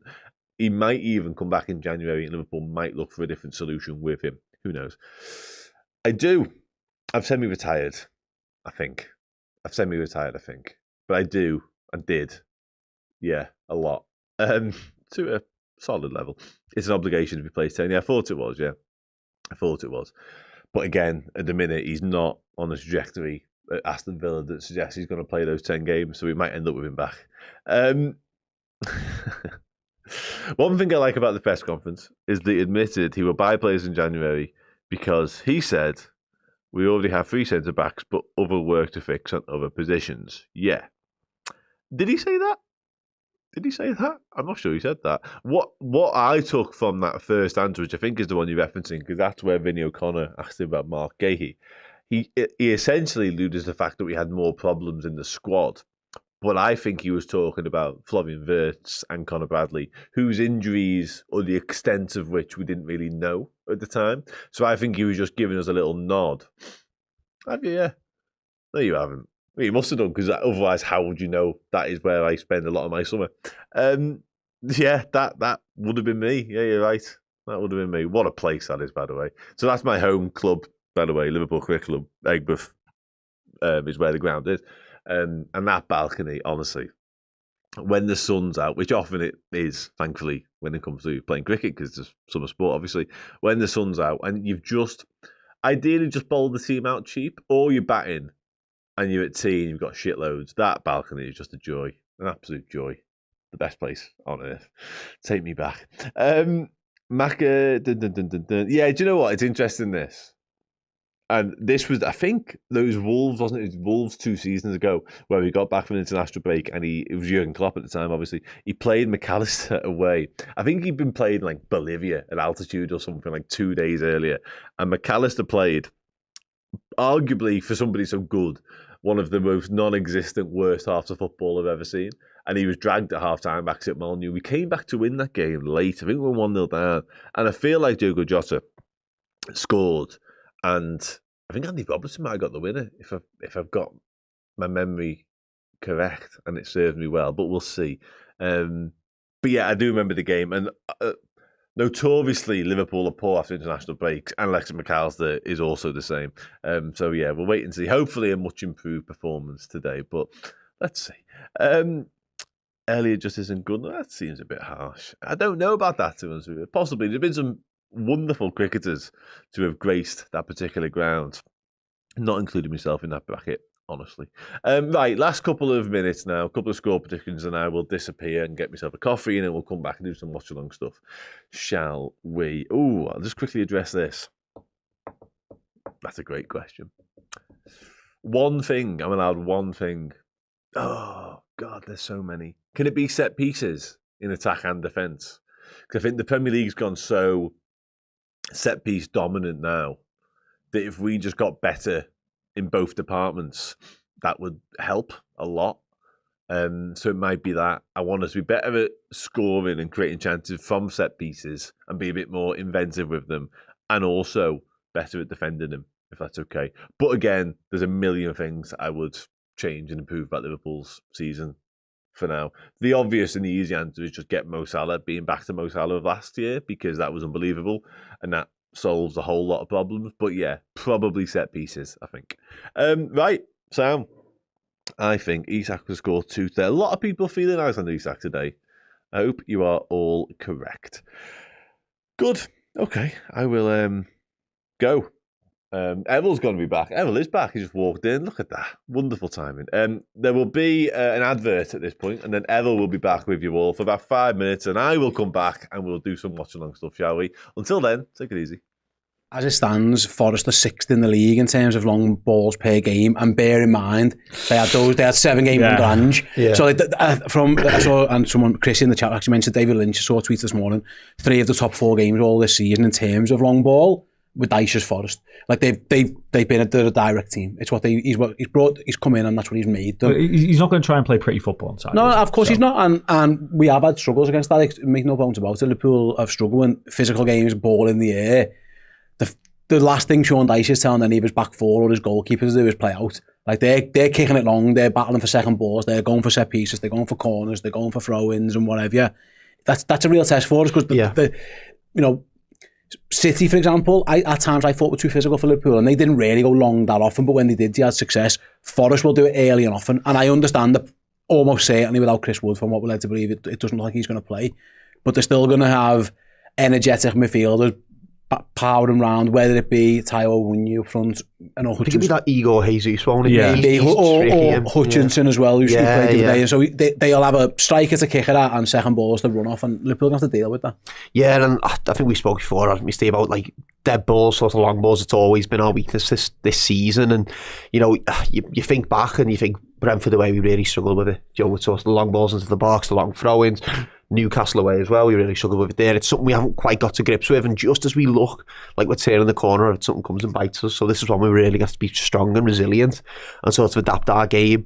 What I'm hopeful of is, I know they're going to play long, but they're not going to want a lot of the ball. They're going to kick along, they're going to try and play in the break, the possessions, that's going to be heavily in our favour. I'm just hoping we can create a lot with the ball, because I think when we have had the ball recently, especially at home, we have looked threatening, and I think that's something at times that we have been missing. We have been looking at a team that just wants to play on the break at times, and we spoke about it over the summer. That's what the signings were meant to do. They were meant to make us feel more effective on the counter attack.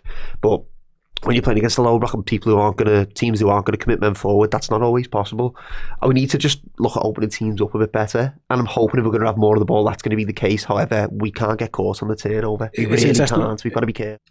Yes, my people, we are back. This is the Redmen TV. I am your boy Errol. Dan is just on a little break, but he will be back in for the watch-along duties and sharing the pleasure of watching Liverpool Football Club play games of football back at Anfield with me for the next hour and a half, 2 hours. So strap yourselves in. Shouldn't be a bumpy one, but knowing the way Liverpool have been playing this season, nothing has been straightforward or goes according to plan. So yeah, thank you for joining us first and foremost. I really do appreciate it. Hope everybody is feeling well wherever they are across the world at this moment in time, whether they're watching in the morning, first thing in the day, whether it's lunchtime, whether it is evening or late at night. Thank you very much for tuning in and joining us on the Redmen. Here, obviously, over in the UK, or in the UK, it is a 3 p.m. kickoff.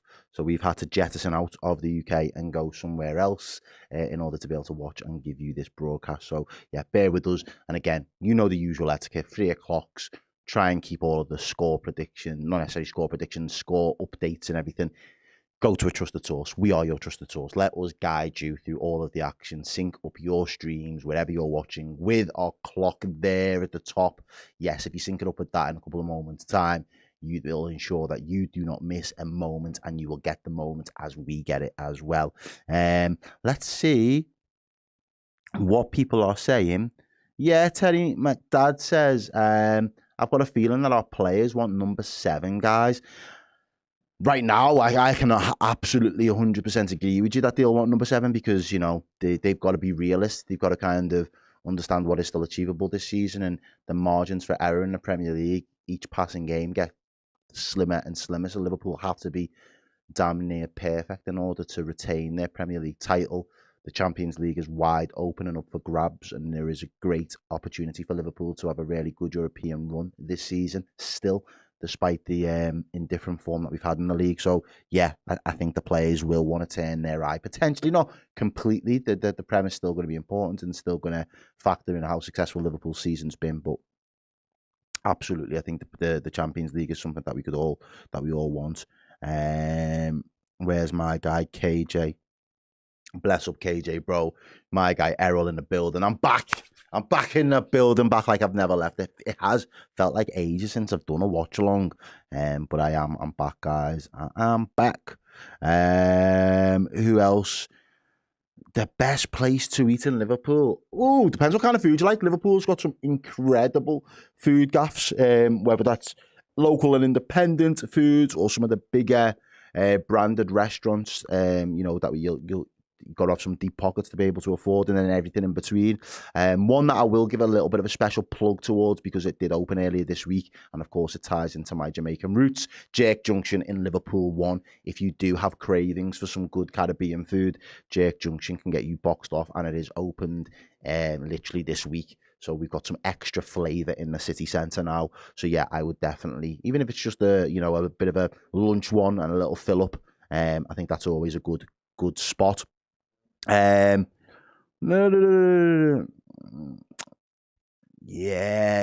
Kay says Premier League at Anfield is back. I hope we get the win. Absolutely. Terry McDad says Jerk Junction, I hear you. Yes, of course. Yeah, Ambience Noise says the Chinese near the bombed out chairs. Yo, we got some unbelievable Chinese spots in Liverpool. Unbelievable. Yeah. Trapman TV says, yo, 2-2 patties. Bro, they do like stuffed patties and everything. Mac and cheese stuffed patties. Yeah, they're going in. Jerk Junction are really, really going in. Bells and yeah, this is one of Joe's. I know, I can see admin have been all over this chat, but yeah, that's one of Joe's. He does love a good Bells on Smithdown Road. So yeah, however, Rolo says, I went to that Jerk Junction yesterday and it was crap. Okay, fair. Yeah, everybody's different. Let's see what else people are saying. Danny, again, condolences to you and your family, my friend. I hope that Liverpool, again, for what it's worth, can get 3 points. So when you do finish all of the formalities, you can at least enjoy the rest of your weekend. So thoughts are going with you and your family. Errol, what is one food from the US you wish was in Liverpool? We've got quite a few, to be honest with you now. So the likes of Popeyes came over. We've got the likes of Tim Hortons now. There's Wendy's again. There's quite a few poutine gaffs that are like inspired by American/Canadian cuisine. But if it was me, I'm going to go Southern, yeah, because I spent a little bit of time in America when I was a little bit younger, and I loved when I got told about white gravy with sausages in there and you have gravy for breakfast. I just couldn't believe it. My head just could not wrap itself around that concept. But after being there for some time and trying it, I can co-sign that dish. So yeah, like a proper like Thanksgiving-y biscuits, white gravy, the sausage that goes in with it, and then whatever else you kind of want to fill up with your fry up there, I think would be absolutely beautiful. So yeah, and yes, Josh Ferguson, Tim Hortons is Canadian. You are 100% right. If you don't know, Tim Horton was a famous hockey player back in the day. And yeah, we have got Jolly Bean now as well. So, but I do understand that, yeah, that is kind of an Americanism as well over there. Apparently Cardinal Rule in Manny does biscuits and gravy, but it's not Liverpool, lads. It's not Liverpool. It's 0161 that. We're 0151. So I'm not taking a trip up to Manny to get no biscuits. Bring it to me. Bring it to me. I'm going to Liverpool in Feb for 2 night recommendations for live music, the Cavern. Again, it all really depends on your taste in music, but the fact that you've put the Cavern kind of alludes to live bands, that sort of stuff. Yeah, the Jacaranda, the Cavern, the O2. They can be some usually good spots, but down by Matthew Street, you'll never be too far away from a man with a guitar in his hand, singing some either cover tracks or some of his own material. So yeah, definitely look. And if you're going to look anywhere, Eventbrite is a good space for like free and upcoming events, kind of more local and independent. So yeah, if you get on Eventbrite nearer the time, you'll probably get a bit of a list of events that are going on. What am I? Am I just like is this the concierge segment where you're just asking me for recommendations? Am I your plug? Am I the plug for Liverpool, guys? Because it feels like, yeah, I've got Pop World, Gibbo, 1999 is Pop World. Yeah, that's it. Josh Ferguson, love you. I love you too, lads. We love you too, bro. Kenny Pope says, look, come on the red then. Yeah, absolutely. So yeah, it is. How are you feeling? Are you nervous? Is anybody else nervous? The teams are. We're just about 4 minutes underway. Nico Williams there. Camera's just panning over to him. He's there. Sells there. Alisson Becker in picture at this moment in time. Is that the Morelos? Is that who's their Brazilian centre half? Can't think of his name. But Arn Snot says 3-1 with an Isak hat-trick. I mean, we'd be absolutely going nuts in here if Isak was getting on the end of a hat-trick. Alan Darnell says, do you reckon that Isak will be feeling the pressure today? Yeah and no. I think he'll be feeling there's a massive opportunity, but there is the pressure on him to go out and start performing. Now, if he is fit, we want to see what a fit Alexander Isak performance looks like in a Liverpool shirt. I plead the fifth. I do not know what you're talking about. I don't know what you're talking about. Adam Wynn says, shout out to the two Reds that are making their UFC debuts under Paddy the Baddy. Yeah, absolutely. And finally, before I let Dan back into the studio, I mean, I can't stop him, he's already in the studio, but before he jumps back in the seat, I'll give this one last shout out to your name 427. Can man get a shout out? A Liverpool fan from Young here in the States. I love you lot in the UK. Up the Reds. We love you too, lad. And I will let Dan Club back in the seat. Look at that, seamless. Oh, it was. Like it never happened. It certainly did. Oh, we all good. Everyone feeling good in the chat? Everyone is. Yeah? Well, they're just asking me, like, where do I go for this? Where do I go and get my hair cut? Getting recommendations and just that, pure recommendations. Where do I go to eat? Like, you know. I don't know why I didn't ask me that. Where are the best watering holes? Why does Errol look like a guy who knows? Because I'm fat. Right now, I have put on the winter timber. So they're like, he knows food. Hey, it's been cold out there. It's turned. The weather's turned. Mate, not half. I'm envious, to be honest. This is not. This is a rare occurrence. Yeah, we've done it before though. Yeah, we have. And we've actually got a pretty decent record as well. So it's not familiar territory, but it's also not unheard of. And this is also not anything to do with what we're about to watch. But Steve McLaren, we spoke about the Jamaicans last week of footy. We never play footy together as well. But he resigned. Yeah, of course. Mate, he shit the bed, bro. Okay. Bro, like, if you've seen the group that we had to get to the World Cup, yeah, what I'm saying, it's a walk in the park. So every nation's proud. They all want to represent. They all want to be able to get as far as they can.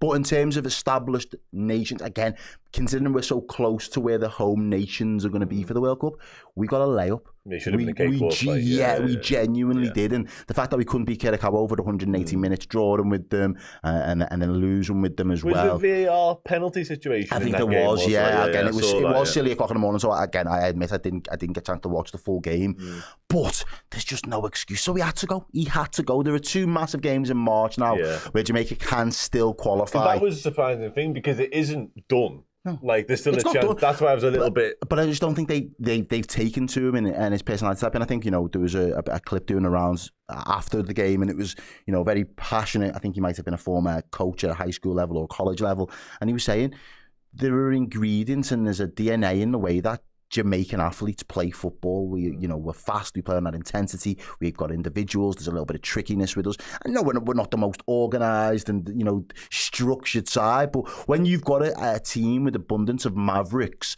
that you have to, you've got to tap into it a little bit. And I think McLaren just completely went the other way and ignored all of the real clear hallmarks of what that Jamaican side could be.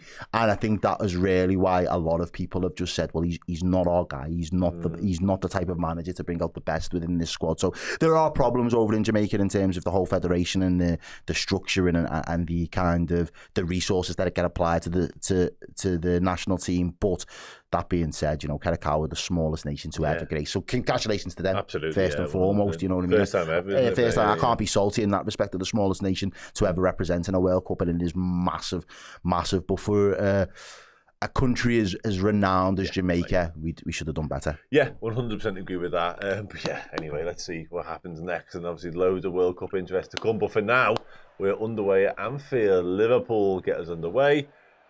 And we are taking on Nottingham Forest. Are we shooting towards the Kop? We are indeed. Yeah, so I guess they won the coin toss and flipped us round. So yeah, make sure you sync up your clocks now, ladies and gents. Do the admin as well. Go on. Drop a like on the stream. Go and see that football flash up and you like the content. Then if you can hype it. And then on top of that, let us know where you're watching.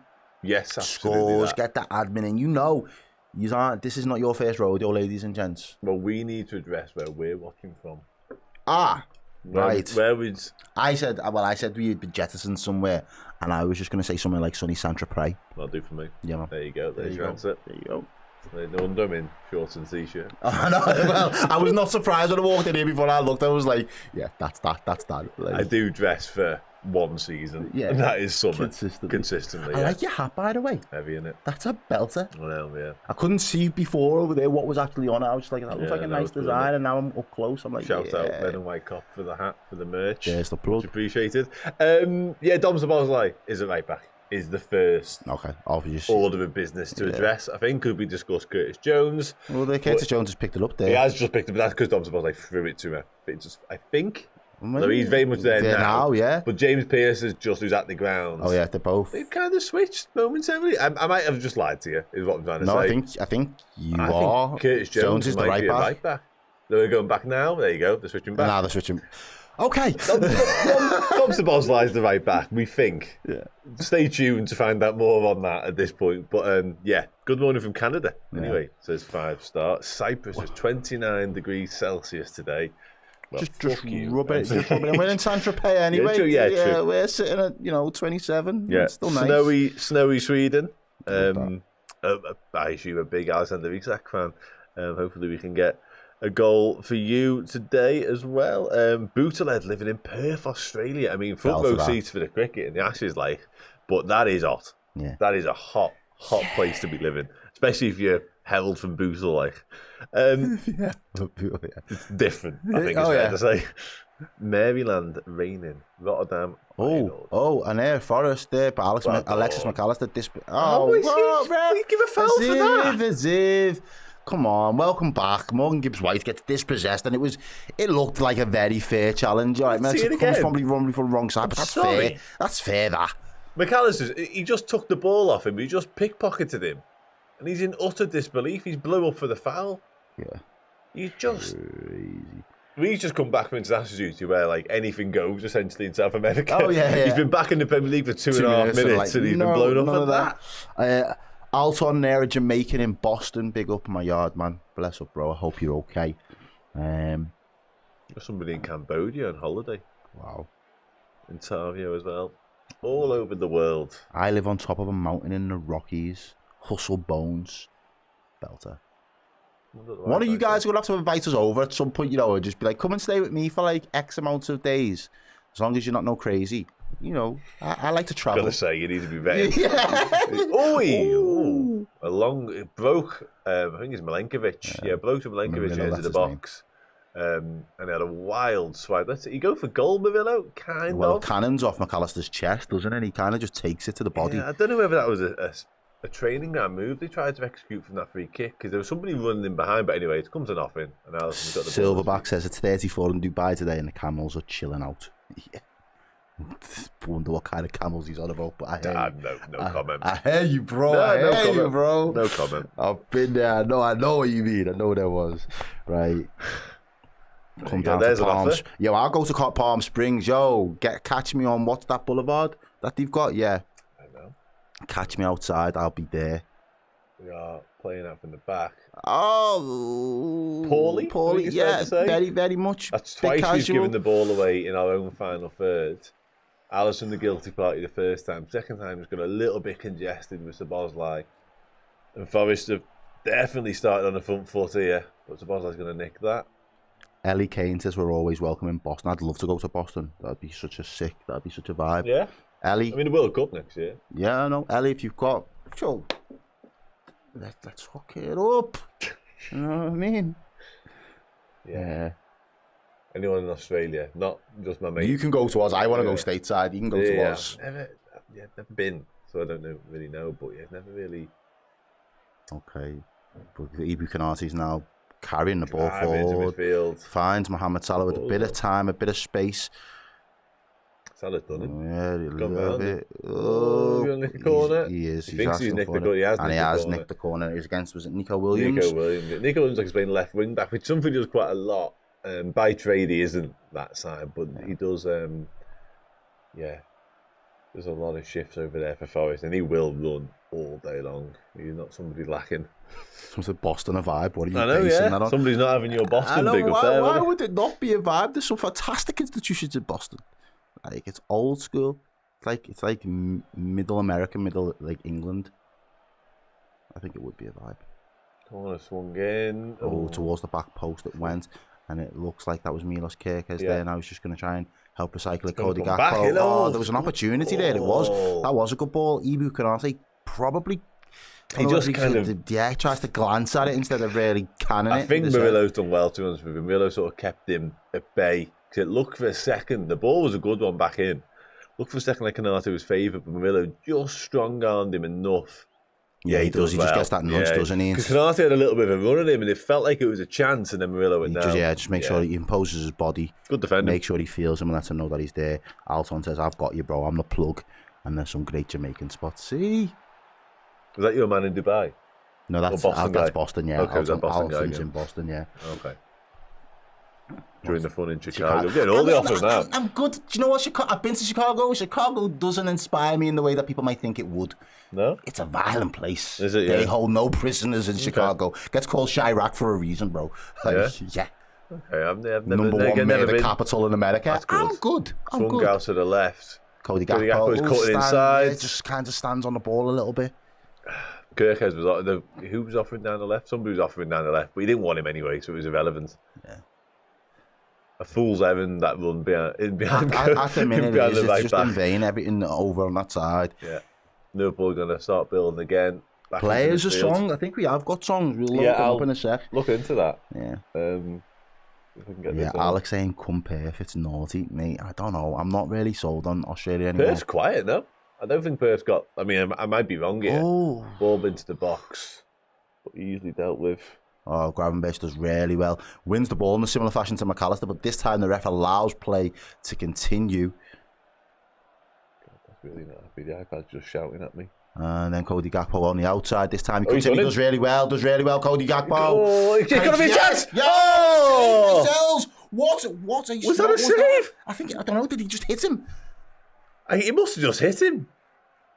Oh, there it is! Oh! Two huge chances. And Liverpool absolutely Alexis all over. McAllister. He had the goal at his mercy. There was a lot of traffic in the way. I want to see what stopped it.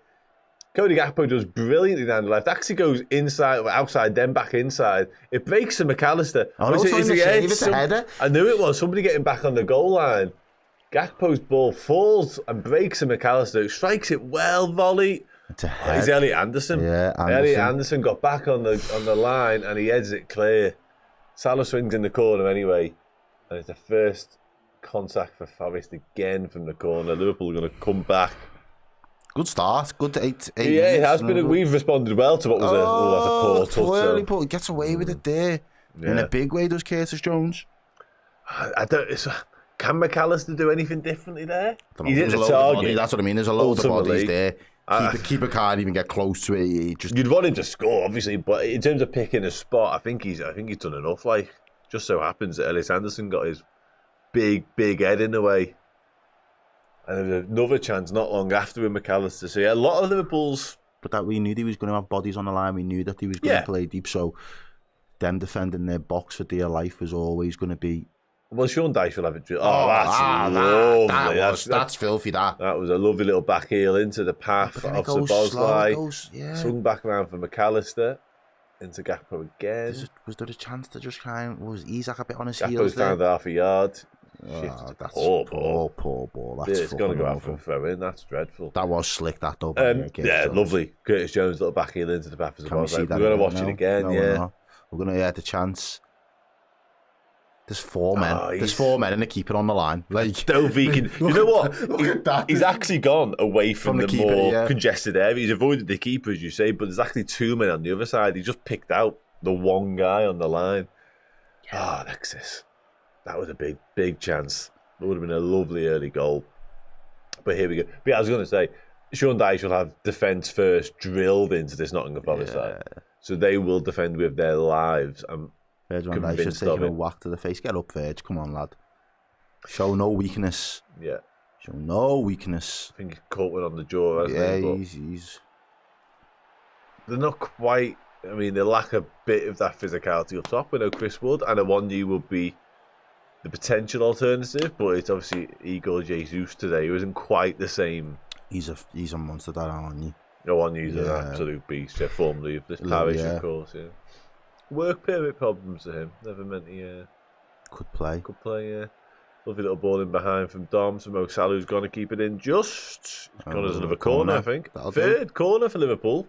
At the expense of Nico Williams. Yeah. Having plenty of opportunity to get the ball in the box. Paolo says, actually started the game with intent. Yeah, Liverpool have been very much on the front foot. Very direct in their approach so far.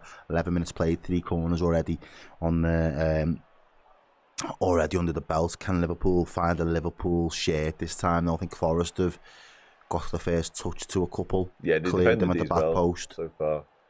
Van Dijk's having a word with Isak and Canate. They look like the 3 who are going to attack it from a Liverpool perspective. Mo Salah's in there. Some Bosley's on this one, which is a change up. It's deep. It is a first contact for Liverpool this time. It was Van Dijk. Just headed into traffic.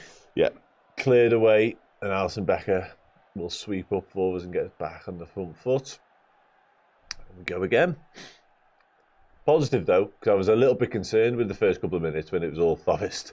I'm not going to lie to you, but we've responded well, and now we've very much got a foothold. Get hold of it. So I was like, wanted to leave that, didn't he? Yeah, I don't know if he thought he might have been offside, but he's not. Yeah, I feel like the Curtis and Szoboszlai are almost sharing in the responsibility at times of picking up that space on that right-hand side. Yeah, well, I think Szoboszlai's going to be naturally inclined to find himself A, advanced, and B, central at times. You know, so Curtis Jones is going to have to be aware of that and have to get over and cover, you'd imagine. It might be a tactical thing, but also it could just be an instinct thing. He's on that right-hand side of the midfield as well, so maybe there is that just... Yeah, that's nice, though. Gakpo finds Kirkers on the there's overlap this time. corner. No, he's giving a goal kick this time. Interesting. Kirker's got gloves on. Don't know how I feel about that. This time of year. They've also, I assume they're branded... it is very much a goal kick, yeah. I assume they're branded Addy gloves. But they had like white, like kids would wear, like the sticky bits in. I'm not convinced by them. There's not a lot that he's done so far since he's been in a... No, listen, the gloves are the least of his problems, to be honest. But yeah, I don't know. I'll let him wear gloves like that all season if I get 6s and 7s out of 10s. Yeah, you're right, week out. Saying that, he's had such a problem with throw-ins, you might need the extra grip. Yeah, because some of his throw-ins have been diabolical. Anyway... Forest have possession. Murillo into Elliot Anderson again, who's turned really nice in midfield. And found the guy as well. Space. He looked like he was going to probably overhit it a little bit. Now he has got some defending to do. Those gloves are behind his back. Almost a really good take in the box there. I had a lovely take in football the other day. I was so... You did on the chest, you did. Nothing came I nearly shouted Letitia at one point. Like, yeah, remember that? Yeah, that would have been a hell of a goal. That would have been me done. I wouldn't have went back to 6s or 7s again. I'd have been like, goal, just end on a high. Yeah. Anderson delivers. We were getting back there, and why? Anyway, it's gone behind for a goal kick for Liverpool. Nearly conceded a needless corner. Nico Williams swung it into the box, and there was nobody within 15 yards of a Forest point of view, but we tried to defend it anyway. But thankfully, didn't manage to get a touch. Yeah, Florian Wirtz is unavailable for obviously the next couple of weeks for Liverpool.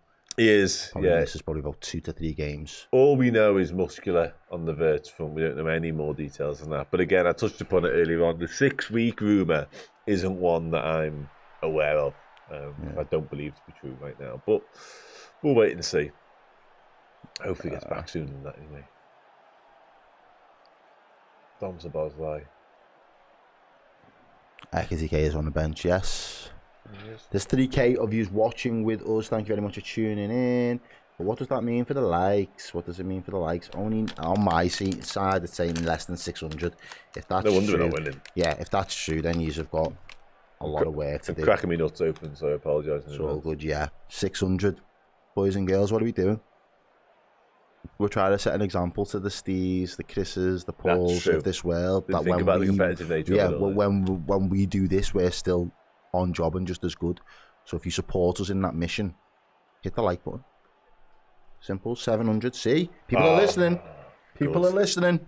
Liverpool just playing some nice little one-touch passing stuff around the box, some triangles, but Elliot Anderson again, the man to spoil the party, clears away for a throw-in, I should say. I do wish we had somebody a bit like him. No, who could take long throws. Do you? Yeah, a little bit. Oh, it's a nice ball by Szoboszlai. Finds Salah. Oh, lovely. Finds a bit of space. Still doing the madness. Still doing the madness. Oh, that was wonderful. Milos Kerkez wants the pen. Mo Salah has just left about 4 Forest players searching for him in the box. Wonderful dancing feet. They couldn't see That the way, wood through the trees. then those that Forest way, players. then he leaves him, pulls it back with his right foot. It breaks to Kerkez, who... Kerkez is on his right foot, which is a problem in itself. He is under pressure, and he just scoops. Did he get contact? Is there a foul there? I have to watch it again from this angle. No. I think he's anticipating the contact, actually, and gets the connection all wrong as a result. But yeah, another big chance for Liverpool. Still 0-0. Nice move. That was but lovely by better, Salah. More like Mo Salah. Very confident. He was think, in like... yeah, that- we haven't seen that That was from- poetry in motion, Salah level. I haven't seen him do that for a long time, it feels like, you know. It's to that level whereby he's constantly in possession. Yeah. And he never looked like losing it. Yeah, that was Man City-esque, goal-wise. Well done, Dom. Keep it moving. There's Salah again. Yeah, nice. That'll do We'll play from there. Give it him back. He's giving Isak a chase. Isak's never Not going to win that, though. Sells comes out and does the sweeper business. This was actually a point I was going to make a moment ago, because whilst it's still early in the game and there's still lots of things that happen, you said earlier on, like, not involved. Yeah. The 9, we've seen it again so far. Isak's not had a kick. Not yet. Literally not had a kick. And that feels removed from what we were seeing earlier on the season. Like, yeah, because EK was so prominent in everything. But that seems to have gone. Not quite sure why. I just think it's been a problem. I think that's been a problem since Slot's been Liverpool manager, really. Whoever's played through the middle, we've been so heavy on those inside forwards being viable options for us. Whoever plays through the middle, it's kind of like a bit of a detriment to their game. He needed Bobby Firmino more than Klopp needed him. He needed that player with that kind of ilk more than, you know, maybe his predecessor. And I think it's difficult because you've got such an out and out number 9 now that has got everything in his arsenal. You've got to start trusting that sometimes the ball doesn't have to go out wide and you can play it and punch it in through the middle, and he can, or at least aim for him early and often enough. I'm trusting. But I put it down last year, you're right, but I put it down to personnel. Him not having the ideal solution in terms of what he wanted, in terms of the profile of player. But he's gone and bought 2 of them. So one of them's got to be, at least, like, both of them ideally. But yeah, recently we haven't seen it at all. Were you trying to feed a polar bear?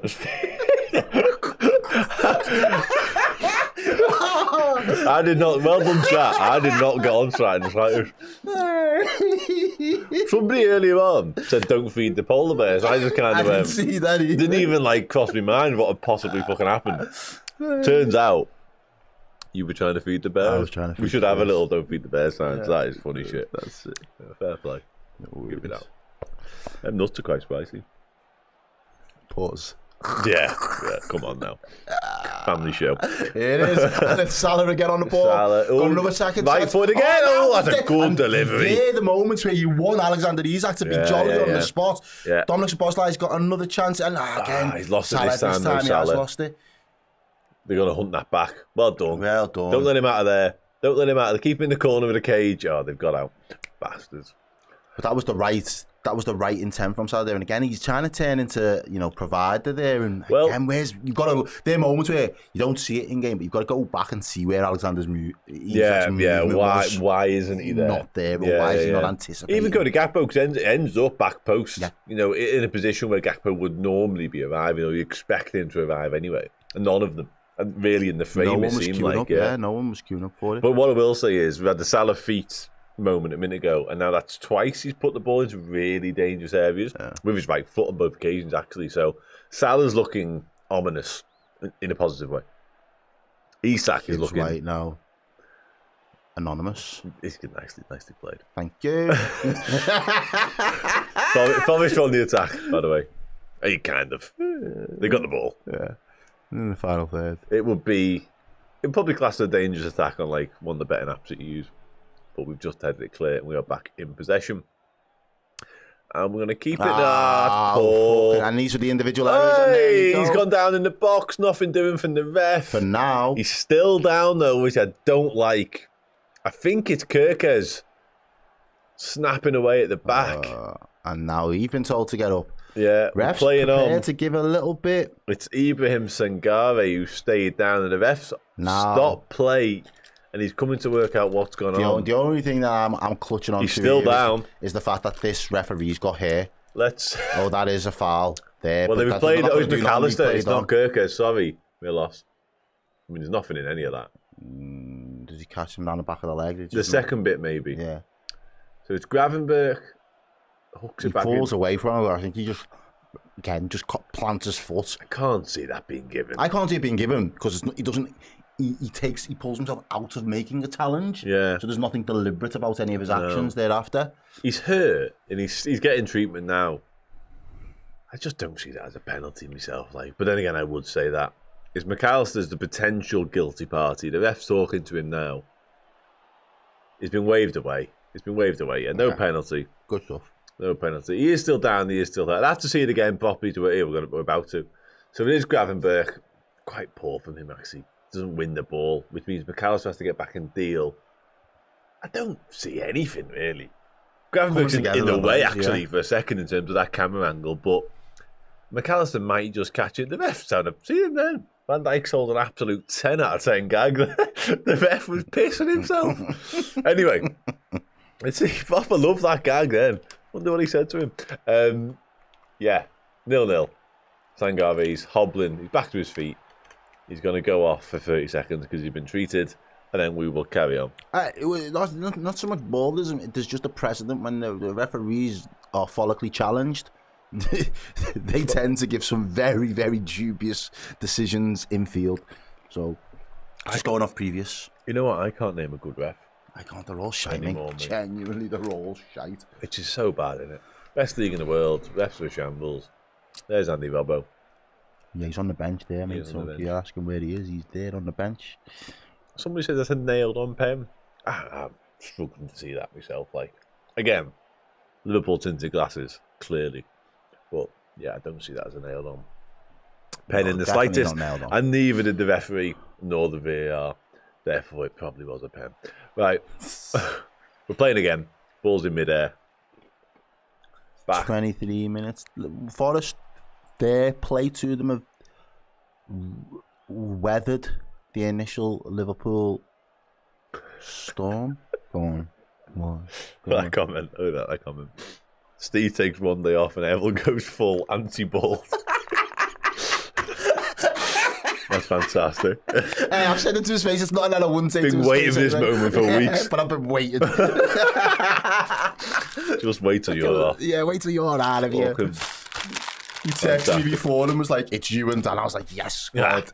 My moment's come. Oh, Alexander Isak was marauding down the left. Gakpo went central as a result, and it fell to Gakpo, who got a left-footed shot. And guess who was in the way? Elliot pissing Anderson. I'm already fed up of him. Mr. Anderson, fucking just there. Isak back into an area. It's Anderson literally all over the place at the minute for Forest. But yeah, Liverpool got another corner. The big lads are up. Van Dijk and Konate once again. It's going to be Alexis McAllister, Liverpool's third different corner taker. Isak looked good then. Looked sharp. Moved well. Oh, it's low one. Oh, Liverpool with the invention. Hello. Oh, and it was such a poor executed shot from Curtis Jones. We've done that, City. We did that. Yeah, we have. No, we have. It's not an unfamiliar move. But Curtis Jones being the guy, is that not Mo Salah? Mo Salah's. I think that's meant for Salah. I think it might have been, and it just went well I think wide. We've got that ever so slightly wrong. Yeah, I think Salah's the pass there. Yeah. Anyway, Curtis Jones had a shot from about 19 yards, which went harmlessly over the bar and into the cop. But it was a nice. Oh, that's a problem. He looked onside to me. He's not many Forest box bodies in the box. Gravenberch hooks it clear, and Liverpool are first to the second ball. Oh, that's a lovely touch. And it is that. It's Murillo this time. Yeah, Murillo's getting involved. He's going to go. Oh, okay. Is he Brazilian as well? Yeah. I see that. I could see it. Yep. Good player. He is. I like Murillo. He's a no-nonsense type of old school. Yeah. An absolute bully. Bull as well. Yeah, comfortable save for Alisson. Down low to his left, however. But yeah, I quite enjoyed. One of the things I asked for before was a bit more invention from set pieces, and we saw it there. Like I said, I'm not sure. Love Curtis, but I'm not sure he's the guy you want on the end of that, on his left foot. Yeah, just me says he's a bad boy. You'd have him at Liverpool. Yeah. Not over Mark Gay, though. No. But I think he is a... I think that's offside. Yeah, looked it, didn't he? Yeah, please. It is Curtis Jones. Moves it on to Szoboszlai, hands it back to Mo Salah. See, we just don't have that level of, like, intricate passing on the left-hand side. The left-hand side seems to be very one-dimensional in terms of how it moves and functions in comparison. No, I agree. You don't see, I'm about to see it now, but you don't see many triangles over there. We've seen 2 or 3 examples of little pass and move stuff on this side. Yeah. Just doesn't hit the same over that left-hand side. Well, I'll quickly check what's going on around the Premier League. It's so rare for us to be playing at this 3 time. o'clock, I know. I think it's the first I've done all season, to be honest. Is it, yeah? I think so. I'll quickly see what else is going on. Wow, West Ham are beating Bournemouth 1-0, which is, I think, shock, yeah. Everything else is 0-0. There's not much in the way of interest. Chelsea win 1-0. Chelsea won 2-0, yeah. 2-0, yeah. There's not much else in the way of interest from Liverpool perspective. Brighton 0, Brentford 0, Wolves 0, Palace 0. It's a big game for Wolves. Fulham 0, Sunderland 0. That's where Sunderland are our business right now, aren't they? The way they're playing, like, but all still 0-0. Apart from West Ham, Bournemouth. Callum Wilson scored.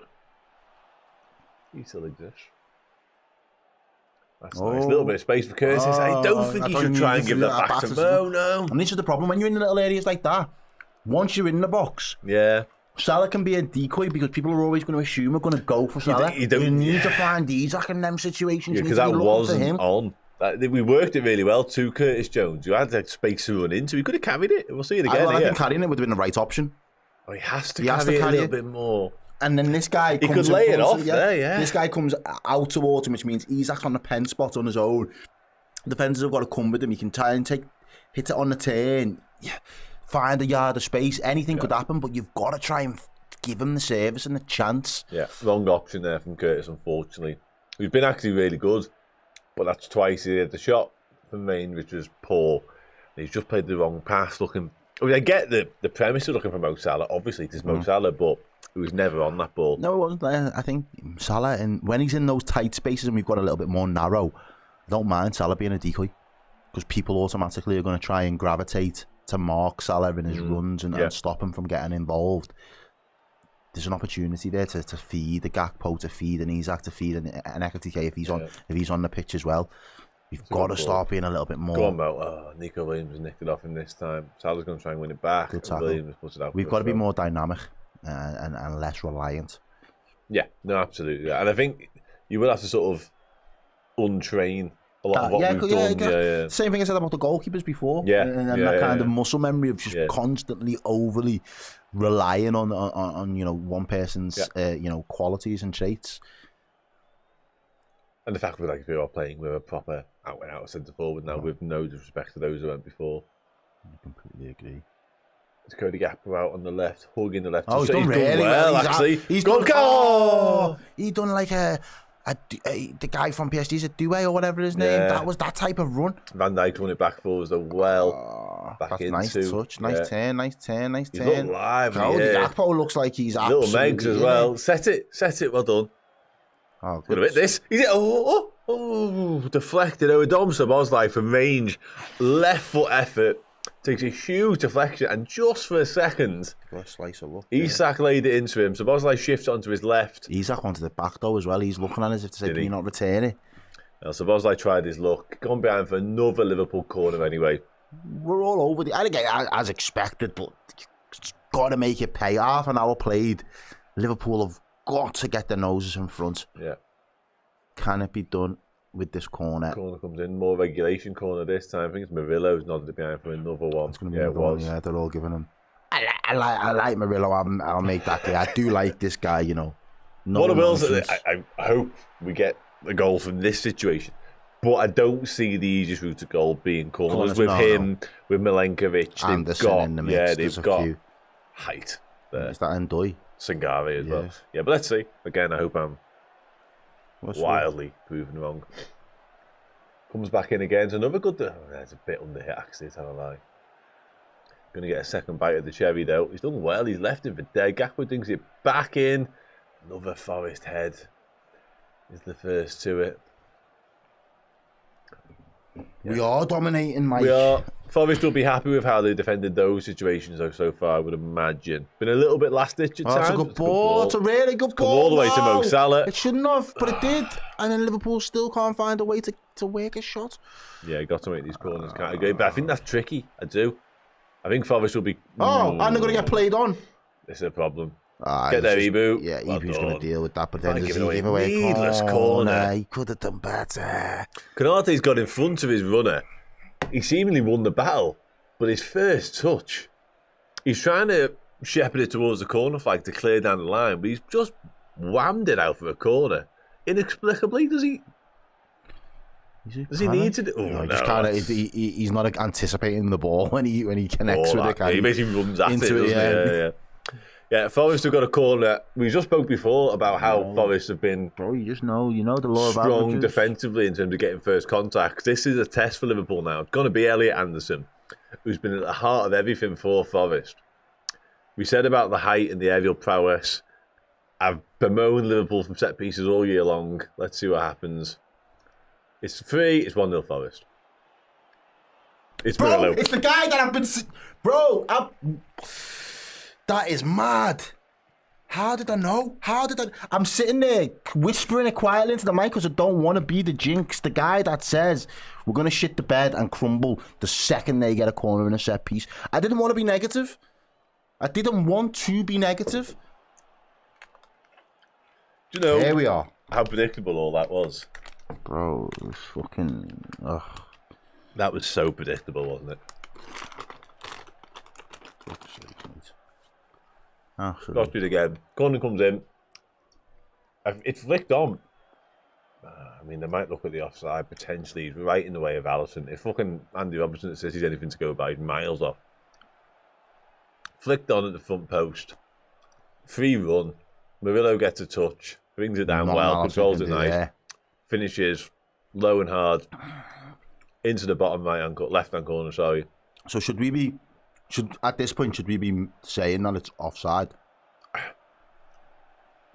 If he is in an offside position, i.e., ahead of the defender, yes, but it isn't because they're playing on this done 1-0. Hey. It is the one aspect I mentioned earlier. You're right, and there it was in all its fucking disgrace. Yeah. I mean, he's offside. His foot am I going mad? His right? foot is behind all of the Liverpool players. That is that not worse than Andy Robertson at City in terms of proximity to the keeper, in terms of keeper's eye line? Am I just fucking clutching at straws here? I don't know anymore, mate. Because if he's in an offside position, that's more offside than Robbo. Anyway, I might be wrong. I've not seen in both boxes. Can't take anything away from the defender there. He did his job. Defended corner in his own box a couple of minutes before, and then goes up the other end and makes the difference. I don't know why our defenders are so shit at being it's everything about it though. We don't get the first contact.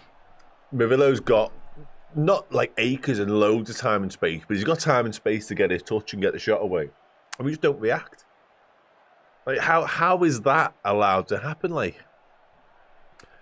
we've seen this story before. Anyway, ball back into the box. Chance for Forest. Fucking 2-0. Oh, I think the ref disallowed. I think the ref's blown up. I don't know. You know, someone looking. Alisson's appealing. But he's still looking gassed. Like someone looked back, looking at the ref. Looking at the ref, he's chucked it out. Is it Konate that went? I don't know. But this shit's about to go from bad to worse. Oh my God. This is about to go from Forest bad. have got the ball in the back of the net again. Let's explain what's happened. The ball into the box. Let's just see. Is he fouled? It's Konate. Oh my God. What's wrong with that? Konate's made an absolute mess of trying to clear the ball. If that is his hand, it's not a foul, is it? I think it might be handball though. Well, that's why they're going to rule it out if they are. It's been ruled out momentarily. It does hit the inside. Does it hit? VAR are checking it. It's handball, you're right. So Konate's tried to clear. cleared it into his Igor Jesus. I think it is. I'm not quite sure. It's kind of hit his chest, and then fell down. He's volleyed it in. But I can't see whether that's hit his hand at all there. I think you can see it actually better if you just play it in real time. In real time, you can see the direction of the ball. If it's hit his hand with sound, if not, big problem. Because it's not a foul. It's just Canata getting in a proper tangle. I mean, I can't see a fucking thing there. That's a terrible angle. You just need to play in real speed. In real speed, you can actually see the ball change its flight of direction. He's getting told to wait still, the referee. So I don't really understand where we're at right now. But there's a good chance it's 2-0 Forest from what I know it's 1-0. We're fine. Not given. Okay. Yeah, I haven't seen... if one of the goals... So, basically, Forest should be 1-0 up. Yeah. and they are. And they are. The end result. Yeah, I'll be honest with you. They should be 1-0 up. I try and be as unbiased as possible. We've nicked this back though before. Oh, that's not a foul either, though. Fuck you. I'm done with this. You know, Joe, whenever you're ready to end the stream, bro, there's only 4,000 people watching. They'll find somewhere else to get their laughs this afternoon. That's not a foul. Salah's nicked the ball back. I think it was Elliot Anderson again, of course. Because he just got his feet in the muddle. And Salah just took... Anyway. I think we've got away with that. I can't lie to you. Like, I try and be as unbiased as possible on these things. Like, I think we've got away with it. What the fuck is he doing? Kirkes just fell over. And gets a free kick. Fucking no. But it was disallowed. Sorry, it was disallowed. But I don't understand why. I've not seen that. I'll take it all day long because it means we're still in the fucking contest, by the way. But I don't understand. What's the ref up to now? He's got his hand in his pocket for some reason. Who's he booking? Who's he about to book? Who's he booked? One of their, the manager. He's booked one of their... Well, coaches. I think that's Ian Wone, who's going berserk at the referee. I can only imagine because of that decision. He just called someone a fucking knobhead. It's either Ian Wone or Steve Stone. And I know that sounds like a mad sentence, but that's accurate. Ian Wone or Steve Stone. Rhymed, and they're both bald. And they're both on the Nottingham Forest coaching staff. So it was one of them. Yeah, anyway, it's 1-0 Forest, which is shit. Yeah, but I'm going to say it should be 2-0 Forest. Yeah, well, there's Alexander Isak with a rare moment of... He's on the right-hand side. Come looking for work. Three lads around them, all in white shirts. Anyone in a red shirt want to go over there and help your fucking teammate? Your mum's told me I need to stop swearing on these streams, but Jesus, I'm really sorry. So I'll stop as well. I'll stop as well. Although we are watching this right now. Liverpool got a free kick. Elliot Anderson's giving it away. I feel like I've said that bastard's name so many times already. Curtis Jones has won it, and then Elliot Anderson comes and barges him to the grounds. Free kick, rightfully given. And this is why you need to Bosley in the middle of the park to go up against somebody who's going to be there, box to box, all out action man in midfield. You need someone to combat that. Because at the minute, stay with them step by step. At the minute, he just gets too much time. Nobody wants to take the responsibility. I'm done with the moaning. Come on. Give me something to feel optimistic about. And then, Forest. Yeah. Easily deal with that. I rest my case. I rest my case, yo. I rest my case. Right. Anyway, Curtis Jones. Little 1-2 with obviously Bosley, who lends it to Mo Salah, who then gives it back to Curtis Jones, just carries on his run. Gone for a little flip-flap, and he's given away a foul. Wonderful. That's just what I wanted. On the slot. Looking a wry smile, I think it's fair to say. We're going to watch the goal back now. It might be Van Dijk again. I don't understand. I'm not one to moan massively about refereeing decisions, especially given what's just happened, but I think that's offside, mate. That's far. We'll see it properly from this angle. He's... Oh, maybe not. I don't know anymore. I don't know. Yeah, make it up as they go, don't you? I don't know. Oh, no, McAllister just gives the ball. Shite, and he's dancing past us as well. We get away with that one. Fucking waltzing through the midfield there. These are growing in confidence. Well, that's Igor Jesus. Of course, why wouldn't he be? Who I believe. He had one corner, went up the other end of the pitch, then been up the other. They hadn't seen that side of the pitch in about 15 minutes. Get up there, get a corner, score all of a sudden. And the fucking... To the point as well, we'd had about 6 corners. And done nothing. They had the 1-0. And you knew it. You could see it as soon as the graph came up there, 6-1. You just knew what was about to happen. There's Alexander Isak dropping in a little Been bit. an Feeds Achilles heel, that's a lovely touch. Cody Gakpo has looked sharp, actually. I haven't seen enough of him though either. No. And now we get another free kick. Can the delivery be better? Is that Sangari? Is that him? What's his name? Yeah, Sangari. Yeah, Sangari, yeah. Do you know, I'm inclined to agree. And again, I don't want to be negative, but I'm inclined to agree with this comment. I think both Forest goals are probably goals now. I honestly think we've got away with one there. We're lucky to be just 1-0 down. Yeah, well, I said either way, we deserve to be 1-0 at the worst, or the least, I should say. Yeah, anyway, chance to restore parity. Going to be a free kick. And I was saying before, let's just get our noses in front. We've got to get our noses in. I'm an idiot, me. Have I not been watching these for the last 3 months? More the same. Yes! Yes! Oh! We do manage to get the contact on and deliver into the box. And Sells, again, just pulls out a worldie. Matt Sells gets McAllister again. McAllister finds himself in the end of it. Yeah, nods the header towards goal. Szoboszlai's delivery. I mean, he can't generate any real power on it. He's just got to continue to send it on its way. Yeah, and he does that. Yeah, it's like at the back. He takes a bit of power off it. If anything, Sells plucks it out. Plucks it away from the corner. And we head towards half-time. Hey, problems continue. And we haven't even got shooting at the cop to fall upon. Second half. So I'm not crying.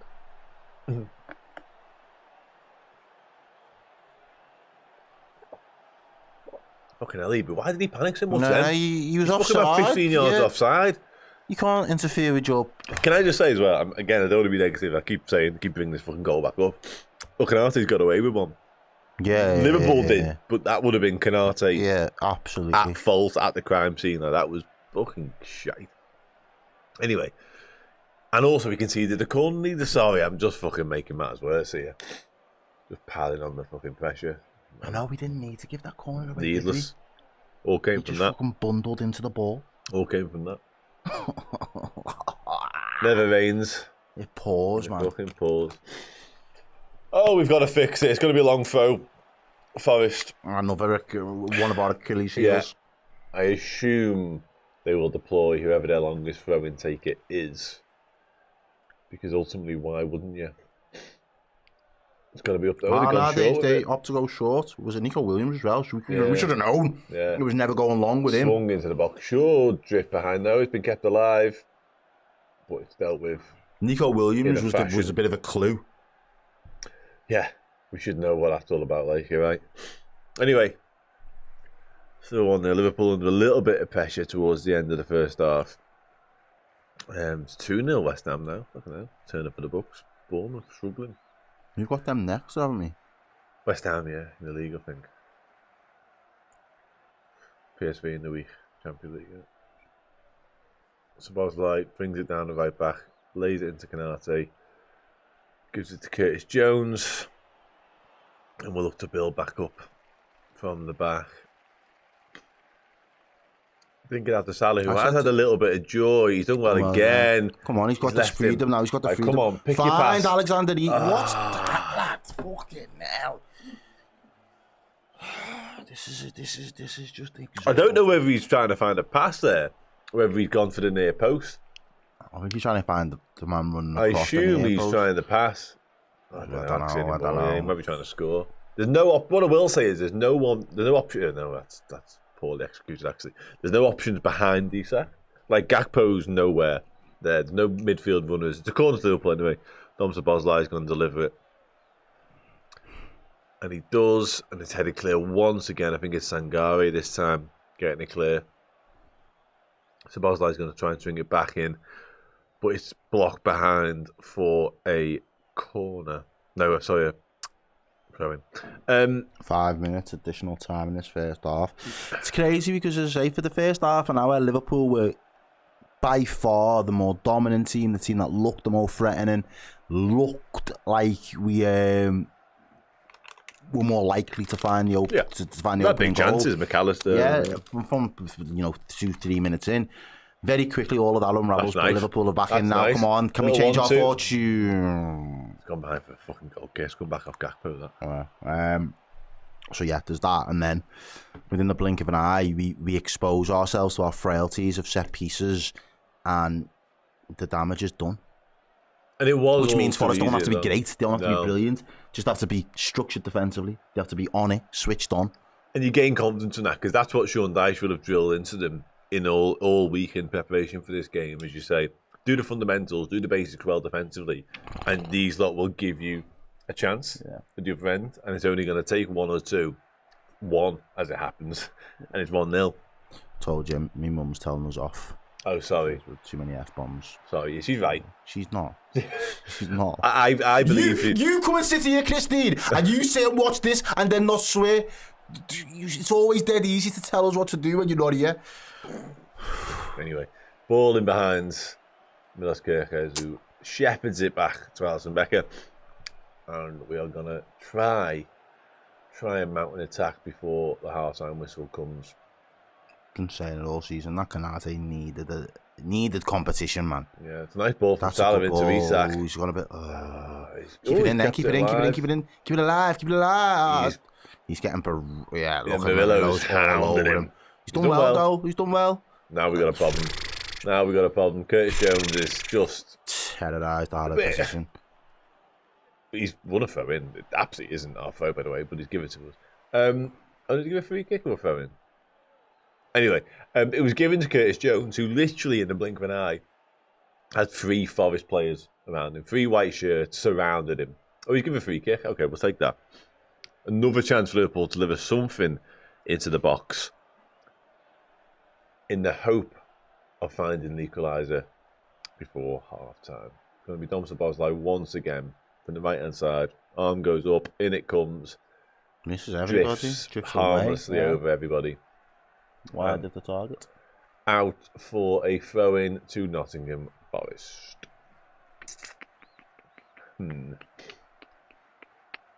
Problems. An unhappy set of players on the bench there. Well, they're not even on the bench, them 3. Unavailable, Frimpong, Bradley.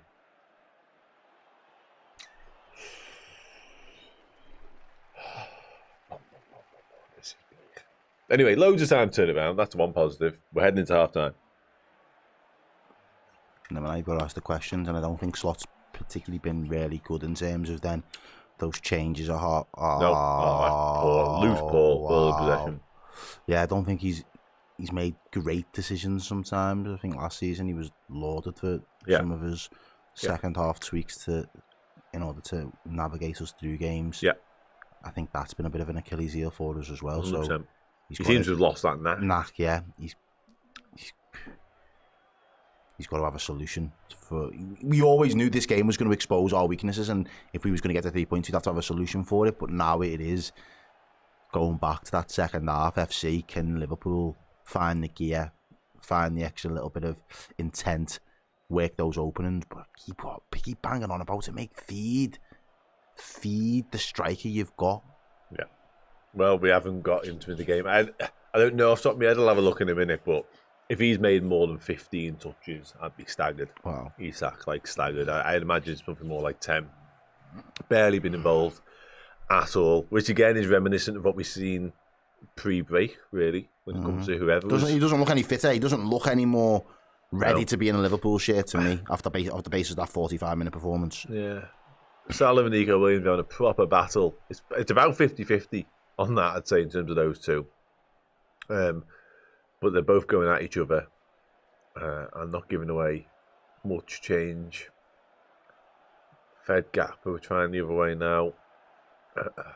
Ran into just. And this is where you love that long throw experience. Yeah, it is. Yeah. I wouldn't use it every time, but having someone to be like a useful exponent of it, just to call upon it every now and then would be nice. Joe Gomez is the answer to that. Actually, he's probably got the long. Anyway, it's half time. Liverpool 0, Nottingham Forest 1 at half time, and Errol, in the worst possible way, it's kind of more of the same, isn't it? It's just what we've become somewhat, unfortunately, accustomed to. Like, there's been the exception to the rule, Real Madrid, but generally speaking, we've seen that before. Yeah, we have seen it before, and it's not a surprise to a lot of people that watch Liverpool week in, week out, whether we're at home or away. the issues in the way that these more physical teams set up against us. They know that we don't move the ball quick enough in the final third. They know that we can be a little bit laboured and a bit slow. And even in the instances where we did move the ball into that final third, sharp and decisive, players were on the heels. We weren't putting it into the right areas. We weren't supplying, the number 9, who's the big money signing. So when you look at it from that perspective, those teams will grow into the game. The longer they can weather that storm and they can ride that out, they'll grow in confidence in terms of, right, we've got the defensive basis now. Again, it goes back to that old what's it called when you've got somebody. It's that saying of you earn the right to play the game. Do you know what I mean? They earn the cliche, the football cliche, isn't it? It's a cliche for a reason, like they earn the right to be in the game, and that's the word I was looking for. The cliche of it all, and then what we suspected to be Liverpool's weaknesses that we're not just going to be fixed overnight and not just be fixed over the course of an international break, but set pieces, and it comes in a fashion that is so avoidable at that moment in time. Liverpool are in the ascendancy. Liverpool are doing better. We just have to be smart in the way that we defend some of the balls that are going the other way. Ibu Konate misjudges it, bundles into the ball, and he plays it out for the corner. And at that point, you can say, you can let him off. It's a bit of slack because now the team as a whole have got to come back and defend. Right, come and defend them as a unit now. Come and defend as a team. Come and make sure that Alisson Becker can get an appearance back in a Liverpool shirt and keep a clean sheet and all the rest of it. And we crumbled the first one, and it wasn't even the best corner because it just falls to him. But nobody's picking up the second ball, and it's all a combination of things that are now starting to compound in this season is the ways to destroy a Liverpool side. It's set pieces, the long throws, the second balls, Liverpool not being able to, be clinical enough in the moment when they're on top. That is the basic blueprint to being able to get the best out of, the best results against the Liverpool side at the moment that are still really looking low on confidence and clearly at the moment struggling to find any real rhythm.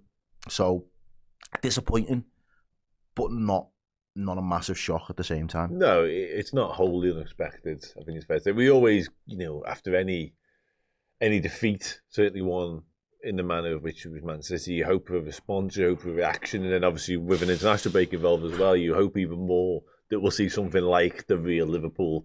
But at the same time, there is always that fear that maybe it will just continue. We might have to just face a little bit more pain. There's only half time, so there's obviously lots of time to turn this around, and fingers crossed we do improve in the second half. But yeah, I'll be honest, as positive and optimistic as I was pre-match, I also had this concern at the back of my mind that maybe it will just carry on and we might have to struggle for a little bit longer yet. And Forest have exploited one of our biggest weaknesses. We said it before the game as well, their physicality, their aerial prowess in both boxes, and we've struggled with that sort of thing, it's fair to say. They've ate up most of what we've thrown at them in terms of corners and set pieces.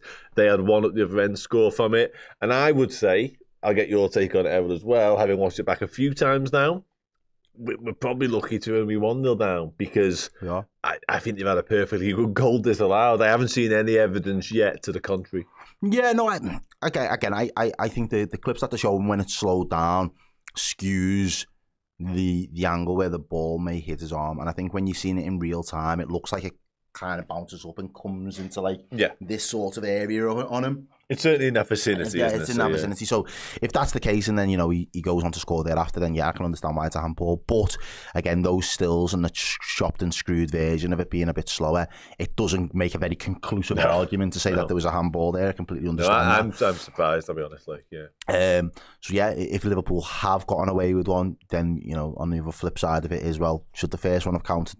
Again, we're probably only basing that now as Liverpool fans after being hurt by the Man City disallowed goal from Van Dijk and Robertson. So it just becomes a clusterfuck of just poor decisions that you can never really feel confident when a goal goes in the back of the net. You're always looking now as fans to see what does VAR think of that. Does that qualify as a goal now? Is it good enough? Does it pass all of the checks? And that's never what football used to be about. VAR, was the intention was for anything that was clear and obvious. And I always harp on about before VAR, maybe for your team, but across the board, there'd probably be 4 or 5 major decisions throughout the course of a season. You look at it and think, oh, it'd be great if there was some technology to look at that and scrutinise the decision in the moment. We haven't got it. Okay. All of a sudden, every single moment is now scrutinised, and not even getting it right still. And they're still not getting it right. So yeah, you're taking away all the spontaneity and the fun at times for not really much in return. Goal line technology is it's clear. Yeah. It's very it's right or it's wrong. Yeah. Whereas there's still so much subjectivity involved in it and so much open to interpretation. It does for me, lessen the product of what football's become over the last couple of years. And right, we're living through it and we're getting on with it. And I always say as well, look, I don't want.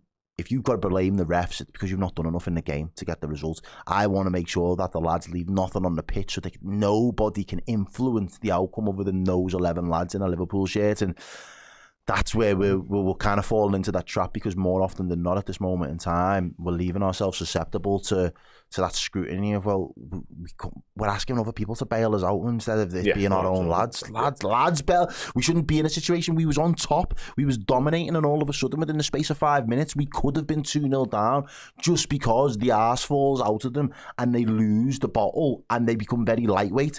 That isn't necessarily on Slot. That's on those players. What is on Slot is, again, and I've said it before, why did we put our best midfielder, our best player in this moment in time as the right back, having to do a bit of a hybrid role, having to share his response? Elliot Anderson is absolutely dominating in that midfield and taking command and commanding his midfield. There's that general in there, and we've got one in Dominic Szoboszlai, and we're relegating him to be the right back because we're light on right back options. I gave you 3 options before. You could have given me Curtis Jones as well. That could have been 4.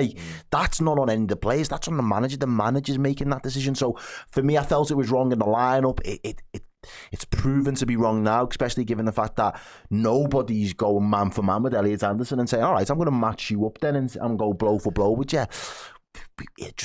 It just doesn't sit well with me, if I'm being honest. No, that is absolutely right, mate. And you're preaching to the choir on it as well, to be honest with you. I'm completely with you entirely. And I know we've got an issue at right back, but to me, the solution was never putting your best player at right back, because he isn't the right. If your best player was a right back, sound crack on, but he isn't ultimately, and you are taking him away from his natural habitat and his best position, like I say. So yeah, but it was a nightmarish few minutes for Liverpool and could have easily been 2-0 down. Possibly, I'm sure Nottingham Forest would argue, should be 2-0 down, but we got away with one, and we need to benefit from that, and we need to be better in the second half. And on that note, again, a lot of people criticising the manager, and understandably so. We've just done it there in terms of one of the decisions he's made, at least. What can he do? How can he go about trying? Because I honestly don't know. Is it personnel at this point? Or is it just, as you say, is it a swap with Jones and Szoboszlai? Is it something system-wise? Because I actually think people won't like hearing this. I think some of the stuff we played was okay. I think we actually dominated large parts of the game. Of the individuals, Gakpo, the wingers today have looked like wingers. Salah's had a much better. Yeah, in tandem, they both looked like prominent wingers. For me to turn around now and say, take Cody off and put Ekatike on, well, apart from the obvious output of the goal, what more could Cody Gakpo have done in that first 45 with what he had, opportunities he had with the ball at his feet? I think he, across the board, did all right, reasonable. There was some electric moments, and there was some moments where I was like, all right, could have done a bit better. Again, there's no Florian Wirtz to drop in there in that 10 to start pulling the strings. It's you really are looking at Chiesa and Ekatike, and I'm just like, again, I know everyone loves Chiesa. Again, fair, whatever, lad. I'm not arsed. He's never been fit enough to play for us over a sustained period of time. So wanting him to come in and pop up and provide little moments, that might be his game. That might be his gig as a Liverpool player. Fine, but in those moments, that's just like a bandage over a bigger cut for me, because it's like I can never feel confident that that's going to be the start of a sustained run for Chiesa. So I think that ship sailed. I don't think that's going to happen. It's not, but like, come and save the day by all means and get bailers out of jail. Sound, but in terms of how does he change things so we can start to find a winning formula and a winning recipe. Hugo Ekatike is the no-brainer, but at the minute you're going to have to fuck Alexander Isak off and put him through the middle. Because he's, as you said before, he's anonymous. He's not in the game. He's not involved enough. Cody Gakpo, for what it's worth, has been involved. So why would you take somebody out that's getting a little bit of luck? You wouldn't move Salah at the moment, because again, he's having a relatively good day by his recent standards. So you look down the middle and you think, bloody hell, you're taking off your £120 million striker there, and you just got to relegate him to the bench as well. I keep saying there's a world where both of those players have got to be on the pitch at the same time, and at the moment that's going to be at the detriment to players that are playing relatively in form like Gakpo is. Yeah, it's going to be interesting. Hard one. It's going to be interesting to see what he does, because I think justifiably, and again, it comes from not getting the ball into the central striker enough, because Isak hasn't really got going at all in the game. But you can easily jump to the conclusion that he's not fit, he's not sharp, etc. But are we just not getting it to him? Like, it's a bit of a trade-off for me. But Mark Final says my disrespect for Chiesa is outrageous. Tell me one thing that I've said about him that's not true. I'm with you. I don't mind him bailing us out of shit and getting us out of trouble. Don't mind it at all. But he can't play 3 games in a week. That week that we've just had of Aston Villa, Real Madrid, Manchester City, he could not have played 90 minutes across the board in those 3. And if he's going to be someone as Liverpool fans love to see play on the pitch for us and get involved, after a game and a half, he himself becomes a passenger and ineffective. So what is the greater good? That's what I don't understand, Mark. And if you've got a reason or an explanation as to how he can be a long-term solution and viable option for us, please put it in the comments. Let me know. I will read it out. I'll unpack it with you here. But in my mind, he's been here for the best part of 18 months and he's never been able to do a week's worth of Liverpool's calendar fixtures. What does that tell you? Well, I think we know now that's not going to happen, to be honest with Chiesa, because we saw him start against Southampton, and he couldn't train for 2 days, I should say. Yeah, and then didn't travel to Galatasaray. KJ's right. He doesn't have to play the full night. He doesn't. But that's what I'm saying. I don't mind if he's coming in as all right, we're in the shit, going bail us out of the shit, and he gets 35, 40 minutes here and there. I don't mind that. I just don't think we can build him as a viable. He's not a solution. He's not a solution At this point, no. We will have a quick break before the second half starts. I just wanted to say, actually, on the Isak point, just quickly, 11 touches. 11. And again, that might speak. I've touched my balls more than 11 times today. You know what I'm saying? What's your excuse, bro? Yeah. Well, a quick break. We'll see in a second. Ho, ho, ho, Merry Christmas. It is that time of year once again. What time of year? Well, it is the great Red Men Plus Advent giveaway time of year. If you head over to redmenplus.com and join or renew or continue to be a Red Men Legend tier subscriber, your name is going in the hat in daily draws in every day up to and including Christmas Day. We've got a range of incredible Liverpool goodies to give away, from pin badges and festive jumpers and books, so many books. We've also got signed football shirts as well. We've got a Champions League final shirt signed by Vladimir Smicer. We've got a Redmen t-shirt signed by Stuart Downer. We have got, for some reason, a 16-17 home shirt signed by Joe Cole and Peter Crouch. Crazy, no idea why, but it can be yours when you join up. And then, of course, we have got the coup de grace. We have got this replica Liverpool shirt signed by Kenny Dalglish and by Bruce Grobbelaar as well. 2 men pivotal to Liverpool's European Cup success in Rome in '84, and that can be yours. That is being drawn on Christmas Day. So yes, every single day in December, get yourself in with a chance of picking up a Boss Liverpool themed goodie to add some extra festive spice this Christmas period. Yes, head to redmenplus.com, sign up as a Legend tier subscriber, and you will be in the draws. Hey everyone, it's November, and at the end of the month, one of our wonderful Red Men Plus Legend subscribers will be winning these. Yes, they had a pair of goalkeeper gloves, and they are signed by former Reds goalkeeper Bruce Grobbelaar. He won league titles, he won FA Cups, he even won the European Cup as well. And yet at the end of November, one of you lucky Redmen legends will get these goalkeeper gloves. So yeah, head on over to redmenplus.com, join us as a Legend subscriber, and if you do that, at the end of the month you'll be in the draw, and this pair of wonderful goalkeeper gloves could be on their way to you. Hello everybody, welcome back to the Redmen TV and your watch along for Liverpool against Nottingham Forest, which the Reds currently trail 1-0. We'll come back out for the second half, where Liverpool have it all to do. I'm just scanning the team to see if we have got any changes in personnel. I haven't noticed anybody different yet, but I will keep you updated on that. We have got over 1,000 likes, so I do appreciate your efforts. Appreciate that. Yeah, appreciate your efforts at least. At least somebody's putting a fucking shift in today. Unlike Liverpool Football Club for the first 45 minutes. I say that's a little bit harsh. I'm just annoyed. No, someone said that obviously I'm having a howler, which is fine. It happens. We're not all perfect. But see, Isak's had no service. I've already said that. Yeah, we kind of said that with the lack of touches. That's not necessarily on him. On him. Do you know what I mean? Again, it speaks to a wider problem about how we're not playing to the strength of playing any or number utilising 9. a number 9. And I think it's sort of, we touched on it earlier, I don't know if it's off air on it now, stemming back to sort of last season and maybe not having the right fit. But now we've got the right fit. So we bought someone, so he has to be the right fit. Comments before, which I thought was quite a bit of a astute observation. Núñez wasn't the right fit, but he created a bucket load of chances and would still find a way to score here and there. Yeah, certainly was. We've got the right fit now, but we can't get them in any of the games. No, anyway, we're back underway. Forest on the attack. We are shooting towards the Annie Road second half, which is unfamiliar territory for us, but Forest going to deliver a ball into the box at some point, are they? No, not quite yet. Now they might. They've worked it into a semi-dangerous position. Now it's coming to the box. And he's turned us. He's got a problem here. We've got a major problem here, and that's 2-0.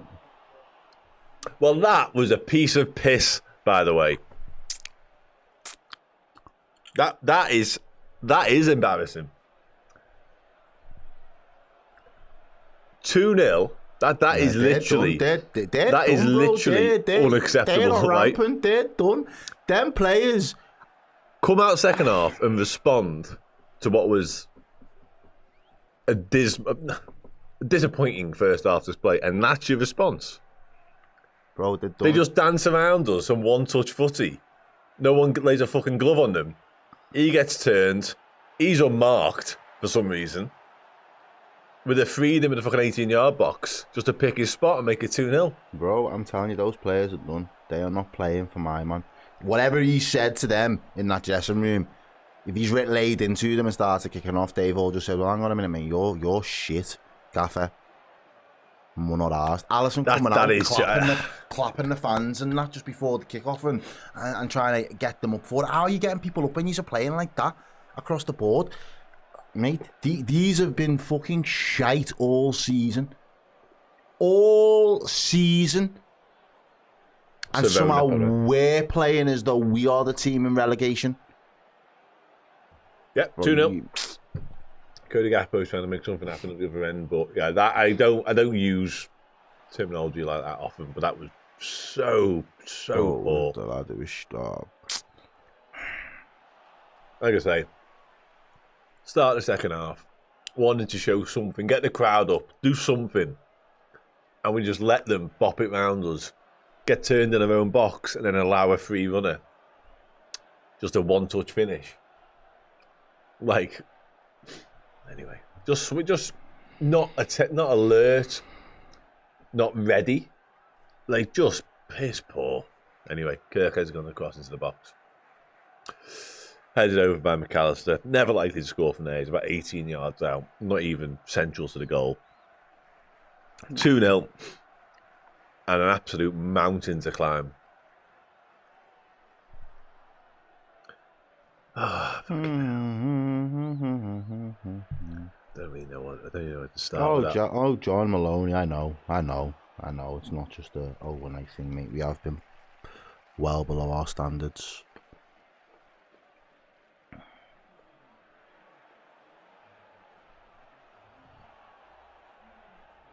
Slot and Hulshaw trying to sort something out.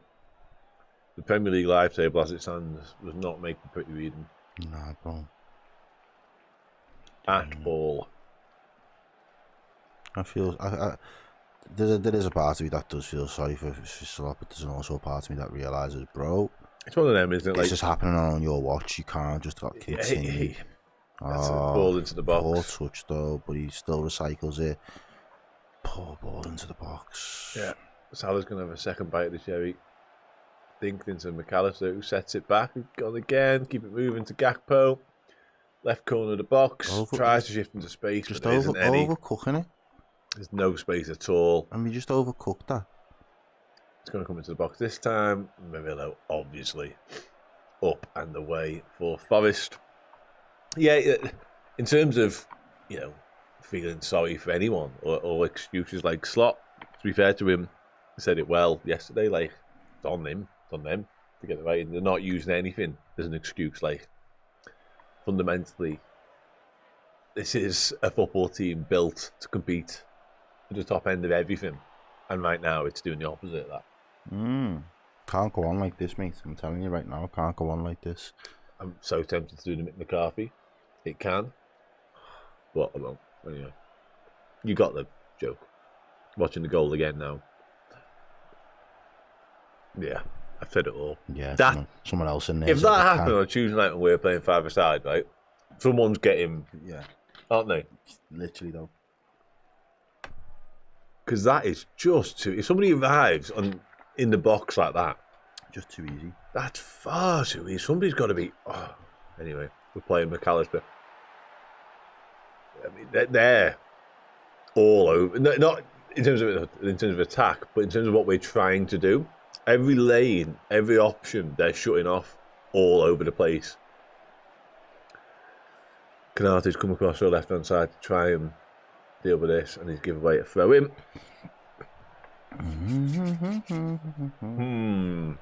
Hey, Steve McLaren, Don't go there. Welcome to the house of I'm not having that conversation just yet. With anyone, McLaren in. Let them know. I'm not having that conversation just yet. I'm not ready for it. If he'd come here and start putting on a Scouse accent. Yeah, he would. As well, would as well, yeah. Hey. Fucking would as well. Anyway, we might see some changes soon, I think. I think Slotton, Hulshoffer, trying to conjure something up. In the meantime, Alisson Becker has his mitts on the ball, and we're going to try and find a way back into this game of football. Come on, Reds. Here's Alexander Isak. Play it. Give me something. Oh. This is what I'm talking about, service. You've got to give the guy a chance. He makes an half-decent run there. Fucking just get the pass right. It's not hard. My concern here is lots of things. It's going to be a corner to Forest, so that's one concern. But that's twice in the space of 30 seconds. I know it's just in-game, and that's how Ekasiko's coming on. But Konate's been dragged across to the opposite side of where we look a little bit all over the place, all of us, a bit ragged. And I know we need to go for broke, so we will be a little bit more exposed. But my concern is Forest coming again, actually, as opposed to anything else. It might do us a favour in the long run. Well, it might end the stream. Yeah, in the immediate. Corner to Forest. People saying before there's a pressure for Alexander Isak in this type of game. You're 2-0 down and you've had 11 touches in the space of an hour. I just... The Alexander Isak that we bought and the one that's torn up the Premier League for the past few years. Not the same person. Well, it doesn't look like being the same person anytime soon, does it? You know what I mean? Like when he was at Newcastle, he always looked dangerous. Because again, it's another example of when a team is built around playing to somebody's strengths. Yeah. We're not geared to that at all. No. I'm not sure in what the we're here geared and to now. We're not, but in the here and now, doesn't look like anyone took stock and said, right, who is the forward in that front line that we're going to play towards? And Salah's, because he's such an ever-present in terms of his fitness and his availability, it's always going to be him until he's not here. Yeah, but ultimately, that's on Slot. Yeah. He wanted him. Maybe that's why he's starting him so much. Because it's got to work. As much as you won the Premier League last year, which is no small thing to say. There he is. He's done well. He's not been given a foul. Even though McAllister in the first half, I know. It was exactly the same as that. Mad thing. So what though as well for me, it's like people say support. Bro, you could be battling with the alcoholism and being alcoholic, and I could be telling you very critical things about how you need to fix up in your life. I'm telling you because I love you. Oh yeah. Do you know what I mean? Like sometimes tough love is there for a reason. Like I'm not going to blindly just be. I'm not going to gaslight people and make out that everything's going to be okay. No, sometimes harsh truths need to be told. Salah's give the ball away there. Mum told me when I was a kid the truth hurt. And there's Ibu there. Done well. Gets away with one there as well. He wanted the foul. Igor Jesus doesn't get it. Konate's nicked it back for us. 4,000 of you watching. Please just make sure you're liking this stream anyway. We're leaving Konate one-on-one, by the way, with whoever the highest attacker is for Forest. You're asking for trouble. I'm not in love with that. This version of Konate, who's been riddled with errors all season long, including today. I love you, Ibu. I do as well. Oh, he's coming off. So forget what I've just said. He's the change for Ekitike. So Bold. make of that what you will. Bold. Yeah, that is embarrassed. short of swapping Alisson Becker for Ekitike. That's as damning as it's going to get. Well, it's not just that. It's like, kitchen sink. Let's see what we can do here. So we'll try and work out the formation. I assume it's just going to slip back. I assume Gambit will drop deeper, yeah. But I also it'd be a double pivot of McAllister and Jones. Liverpool haven't drew a game this season. I'm desperate for the draw now. Okay, I'll bite your hand off for it. Gakpo's going to stay wide left, Salah probably wide right, and then Ekitike and Isak will be central as a pair. Would be my assumption. But let's find out together. This is all the shit thrown at it now. Yeah. I know there's more changes to be made, but in terms of system and formation, this is go for broke this time. This is literally break glass solution here. So let's see what pans out. Should make for an interesting half an hour of footy, like. Let's see. Yeah. Canate gave a look to the bench when his number went up. And it wasn't one of reservation, it was one of probably a fair call. Ball into the box, headed clear by, guess who? Fucking Murillo. There wasn't Milenkovic still alive. Either way, fucking heads everything. You know what? I remember we played Forest. It might have been at their place a couple of years ago and got beat in that, was it the mad purple kit? Yeah. Or it might have been the mad white kit we had with all the spirals on. And I remember we just kept hitting the ball into the box. We had a record number of crosses that day. And it was probably Murillo and Milenkovic then, or somebody else alongside him anyway. It was like they were fucking ball magnets, the pair of them. It's been similar today. They win everything in the air. Mm-hmm. So guess what? Dominance. You've got to try and find them a fucking way. Dominant. Don't apologise. Sorry. It's only the Karens in me WhatsApp decide to moan. I love you, really.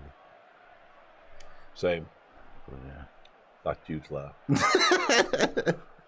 My God. Heavy shit, that. Right. It's still 2-0, Forest. Nothing's happened for the last few minutes. We are dominant in terms of possession. Less so in terms of chances. This is better, though. Nice feet ball to the box.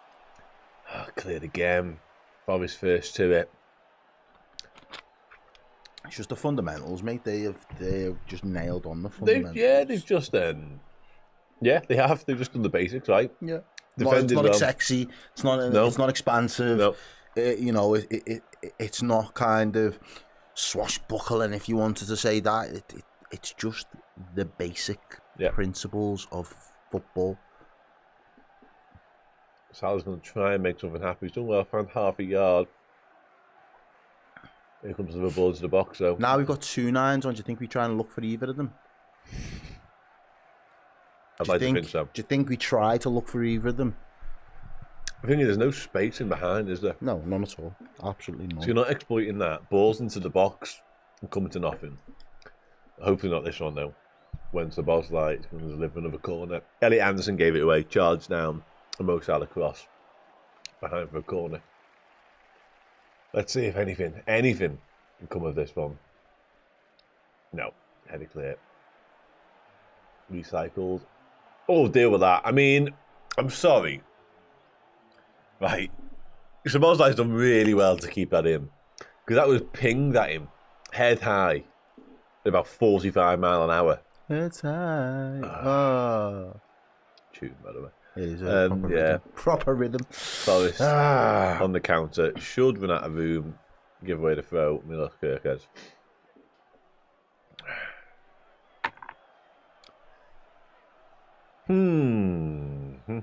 Forest turns to the bench now. I can see yellow and black banners rolling across TV screens.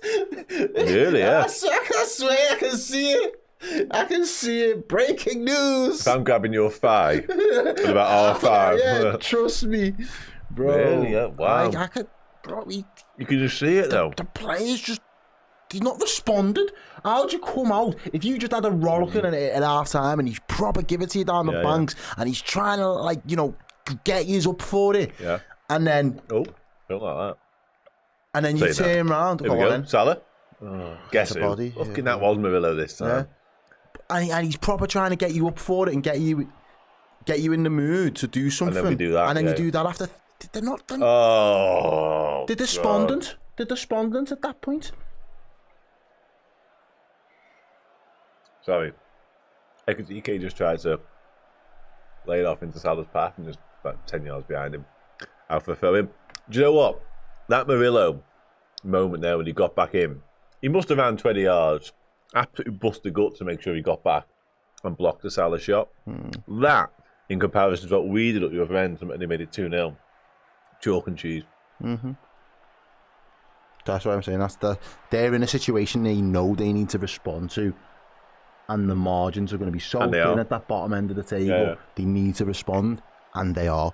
Liverpool just feel as though we've got loads of time to bail us out of this lull of bad form. Like, got all the time in the world. And it's like, well, no, because you've thrown away your season game on game. This effectively kills any talk of any Liverpool guy out there on social saying about winning a league. This is it. This is the last game. It's done. The margins for winning a league are over after today. Well, not just in terms of like the points tally required, but I said earlier on, in terms of like finding a way to win today, the importance of it, because we've got such an intense run of fixtures now. I felt like we needed to win to start the momentum. Just momentum-wise, confidence-wise, psychologically, etc. But because then you could have found yourself at Christmas having won X amount of games, maybe drawn a couple, and you go, okay, what's possible this season? Yeah, no. On the basis of this, your damage limitations. I mean, even that. Oh, just been robbed of possession. Just pickpocketed again. Oh God, we're just absolutely all over the place. Yeah. I mean, thanks, Kevin. Yeah, I don't know who's on the final word, to be honest with you. Hopefully not me. I'll give you that. Yeah, we'll wait and see. Appreciate the support, though. Thank you very much. Ekatike is coming in field. I'm going to try and play through McAllister. See, he's probably already had about 6 touches already. Ekatike, yeah, I agree. Been on the pitch for 5 minutes. Yeah. I don't know what that is. I don't know what that is either. Maybe he goes looking for work more or what, I'm not sure. Because Isak did a little bit of that. Maybe when it felt like he wasn't getting a kick. Got a bit cold. Anyway, that's a lovely little touch. Mo Salah. First time. Gotta be. Someone's got, oh, the nuts. Forget it. It's done. We are done. It was a lovely little work it's move. First time and it hit it. Let's Open your body up. Lovely little flick around the corner. It's Salah. Oh, he's dragged that wide. Hasn't even got a deflection on that, by the way. I thought a Forest body had got in the way. Let's see. Oh no, he's dragged it horribly wide. Yikes. Yeah, into the final 30. Still 2-0. Just the one change for Liverpool so far. XEK came on for Bucanate. Keep it moving. Keep it moving. Oh. So you've got your best midfielder at right back. And you've got your second best midfielder at centre back. Yeah. Yeah, it's true. There you go. You go side of him. You go side of him. Ah, fucking hell. Milenkovic this time. Salah looked for a second like he got him behind, but they're at the other end now. We've gone from one end to the other. Obviously in our box. It's a shot. Oh, well blocked. Broke again. Oh, tame to Alisson. That makes sense. Yeah, Salah had got him behind for a split second, but then Milenkovic just came and bodied him out the way. And it ran through to the keeper, Salah again. Now, Salah is looking sharp at least. He's getting the better of his man and getting... It was Nico Williams at first. He got the right... yeah. Oh, wow. Sit down. Yeah, me. That was brutal. And that was Isak with a chance. A half a chance. And he just fluffed it. So I could take it again. I could take more touches already. I think maybe allowing him to drift, whereas Isak is staying. Just fixed.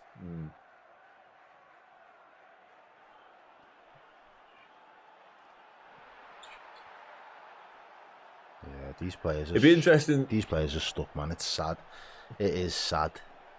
It'd be interesting to see how Anfield responds to this. You know what I mean? I don't know what more they could do. to be honest. Notoriously patient, Anfield. And listen, there's times ago, if Ekitike's he's pulled it back, delivers into the box, it's a little bit deep. Nodded down by Salah and cleared by Forest defenders. But yeah, it'd be interesting to know. Someone said it's disgusting to eat, but we sit here for like 5 hours. I'm not eating. I'm sorry. I'm a nervous eater, so It's I too will long. sit here and eat. So if you don't like it, go and watch something else. I'm just a hungry individual. I can't sit here for 5 hours and not eat. It's just not possible. Yeah, Liverpool are trying to work an opening around the box again. Everyone's a critic today. And it's fine. I understand it completely. I can only apologise, but also it's a non-negotiable. I don't. I'm not out on the fucking pitch doing play like this. No, sorry, in terms of that, I'm not apologising for this performance, no. But yeah, eating food is a non-negotiable, I'm afraid. Need something to cheer me up at this rate. Here we go. Just during the stream, what's happening? Do you want to say that one? Log back off. Do you want to say? Save yourself the headache. I'll hand that one to you. Yeah, and don't ruin your weekend, because Liverpool are 2-0 down to Forest. Giving away. Nick it back. Oh, be strong. He's been punched off the ball. Oh. Yeah, just lacklustre, flat, despondent, abject. Just yeah. Well, yeah. Oh, they give away a free kick. I'm not sure it was personally, but it's been given away anyway. Right on the edge of our box. One of your centre halves. He's going to book Gravenberch. Okay. He's going to book him for that. Is he booked him for picking the ball up or what? I don't know. Let's see it again. He's done him for handball, hasn't he? Yeah, because at no point was there a foul either way. Gravenberch felt like he'd been fouled. Put his arm on the ball as if to say, I'll take the free kick, thanks. And the ref's blown up. Give the free kick to Forest and book Gravenberch, and result. There's that. Salah gets absolutely bullied. Bumped off the ball there. Dear me. Yeah, dangerous free kick this for Forest. We're going to have to defend this one properly. Because we don't do that often. Elliot Anderson's gone to deliver, probably with a lot of pace towards the keeper. I imagine, yeah, there it was. It was flicked on off a Liverpool head down. It's gone behind for a corner. Let's see again if it is. I think it's Szoboszlai. Szoboszlai gets up and gets enough on it to get it over the top, thankfully. Because an own goal would have just about capped off my afternoon. Especially for him. Corner. Said to you earlier on that self-inflicted goals. We gave away that corner so easily. Absolutely. So easy. And we were on top at the time in the game. Like it was all in our favour, the balance. Like again, just offside. Liverpool with a chance to win back possession and play from deep. Changes. Oh, Isak off, Chiesa on. That'll please the masses. Sound. Yeah, Isak off. And yeah, we'll reserve judgment on the Isak stuff. We've got a show later on where we'll talk about his individual performance. It's hard to assess, ultimately, because he's barely got involved, which I guess in itself is quite damning. And Andy Robertson's come on as well for Milos Kerkez. High off the back of reaching a World Cup with Scotland. Congratulations to him for that. Yeah, back underway anyway. 70 minutes approaching. We haven't really mustered anything in the way of clear-cut chances. Not even in terms of like momentum, because there hasn't been a sustained spell of Liverpool pressure. We had loads of possession, and we've entered into their half a lot. But they also seem a threat. They seem more of a threat. They're camped in their own half, but then on transition, they have a problem. Surely FSG are having actual crisis talks at this point. I don't think we're too far removed from it, I'll be honest. It's hard to know. It's hard to judge with Liverpool, I think. Sort of the barometer of what is a crisis. I imagine there'd be talks in the background going on anyway all the time, because why wouldn't there be? But when it comes to sort of managerial level conversations, it is hard to know with us, because we are notoriously patient. I'm not suggesting we should be otherwise, by the way. But I do wonder whether the summer expenditure and the unique spending spree we went on adds more pressure and changes the opinion from the top in terms of what's possible and the expectations, you know what I mean? But anyway, 20 minutes to go to salvage this yet. There he's on the slot, looking... No wry smile now. No, looking somewhat despondent. This is kind of... I mean, the bit in the middle I can't speak to because obviously it's your life and your opinion. But I'm inclined to agree. I do think the summer spend adds a little bit more pressure. Bro, where's he seen us play in his life? How old are you, bro? I don't know. I've seen worse. Yeah, I was going to say, that'd be my first question. But again, that's on him, innit, ultimately. Forest nicked the ball back. We haven't given us anything yet to suggest that he's 1-on-1 with him, mate. Oh, that is a free kick, and that's Virgil van Dijk. Thank God for that. I thought it was Gravenberg, and I thought he was in big trouble for a second there. But it's Virgil. We are just 1-on-1 at the back all the time. You can see it. They bop it round us a couple of times, and they're in. And he gets the ball first, and Van Dijk is late and gives away a free kick in another dangerous position. But it could have booked him, ultimately. to be fair, yeah, someone did say we've lost 6 or 7 in the league. It is probably one of our worst Prem runs. Yeah, no, fair. Well, we had that disastrous run under Klopp, didn't we? At home especially, when we lost like 6 on the bounce. I know it is COVID, and footy was somewhat redundant like at the time, yeah. But completely different product. Yeah, it was. And we had an absolute injury crisis beyond all recognition, so yeah, mitigating factors. I think that's what makes this one worse.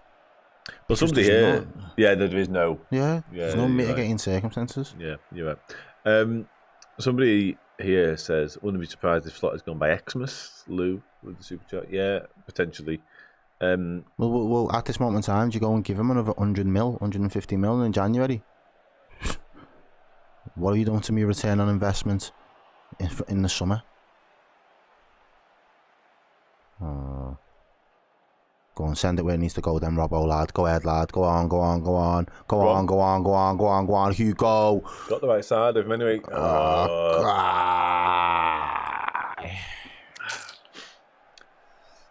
This is very true.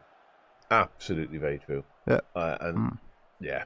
One of my biggest issues right now is we don't seem to be learning from our mistakes, individually or collectively. And the set piece thing has been a big bugbear of mine for so long, and yet again today turns out to be a problem. This is only one someone just said. Since the start of the year, we'd actually be in 17th. We've conceded more goals than Wolves. Have we really? Yeah. Someone said that. Might have to fact check it, but yeah, it was Liberty. So we are 17th in the league since the new year, and we have conceded more goals than Wolves. I mean, our year as a whole, calendar year, I should say, has been disastrous. And a lot of that was due to just, being on the beach for a month and a half once we won the league, but still, the facts remain. Neither is on a slot, I don't think, which is probably more concerning than any of us not being able to.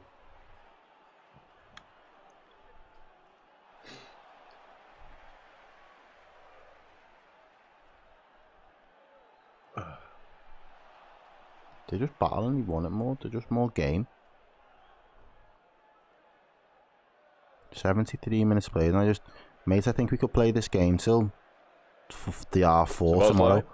I don't think we score. Yeah. We could play this till the R4 tomorrow, mate. I don't think we're going to score. It opened up there to have a dig, and instead he chose the option to run into what can only be described as a wall of Forest. Ironically, a Forest. Anyway, it's a dreadful touch.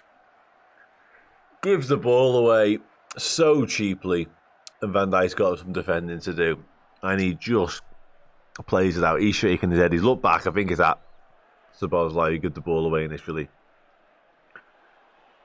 It's perplexing. It really, really is perplexing, and it's difficult to watch.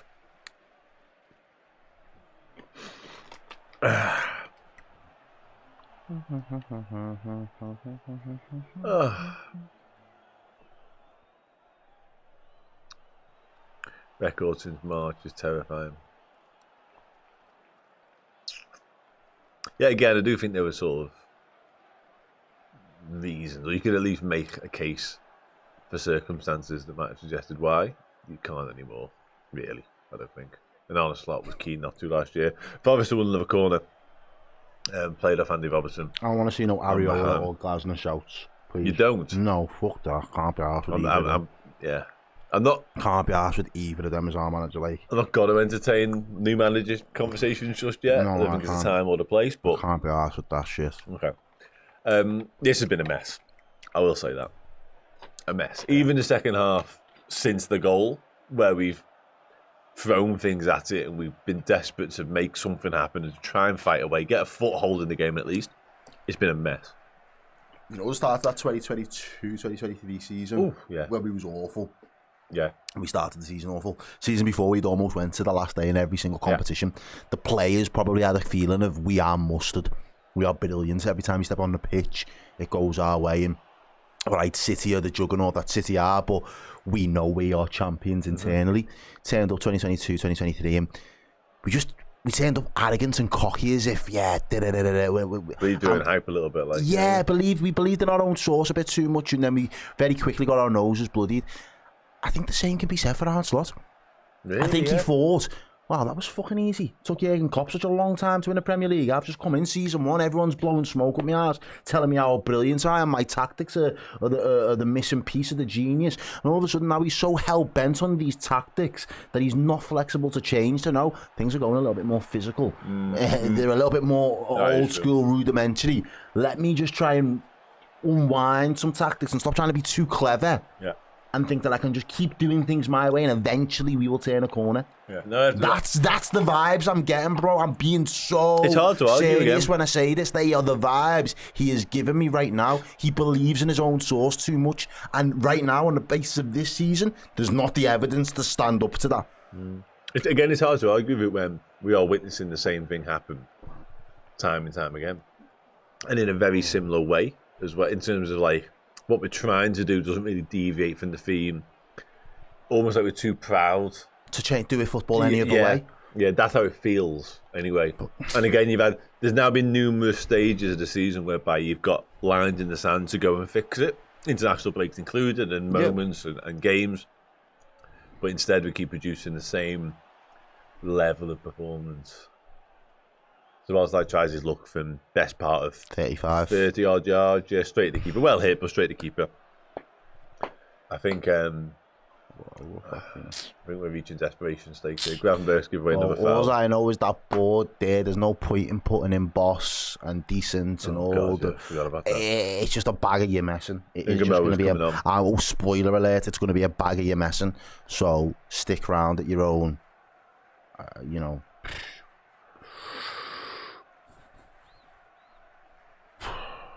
Ungamoa on Curtis Jones. Yeah, I don't even know what. Free kick to Forest midway into our half. Taking it quickly. I don't think we were set for that at all. Nope. We didn't look ready for that in the slightest. And it's there into the box. Nice and Allison easy. Saves. Where are the people? Nice and easy. And there you go. I told you the third. Bro, it's done. It is done. It's over. We had a run. It's done. 3-0. It's done, I'm afraid. It's done. It is done. You can see people leaving Anfield. People despondent. It's done. There's only so much patience and support people can give. When you are turning up and putting in performances like that, it is done.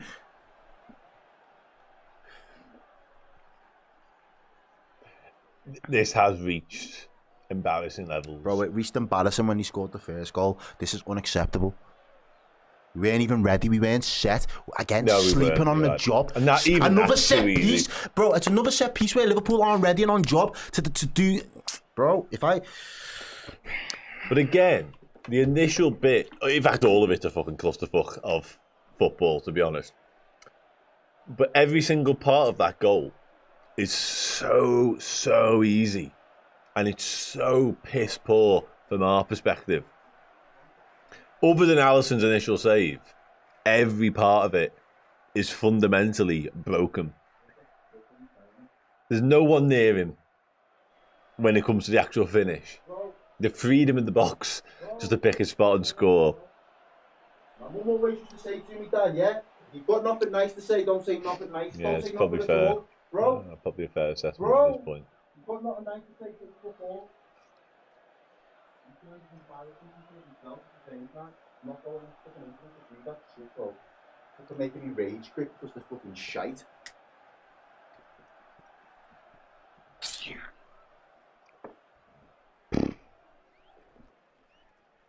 This is bad now. I think I'm always dancing his way down the beat left. 3-0 to City. You can get beat by City at their ground. Can't get beat at home 3-0 to fucking Nottingham Forest that have been sitting in relegation. They've been smelling the championship all season.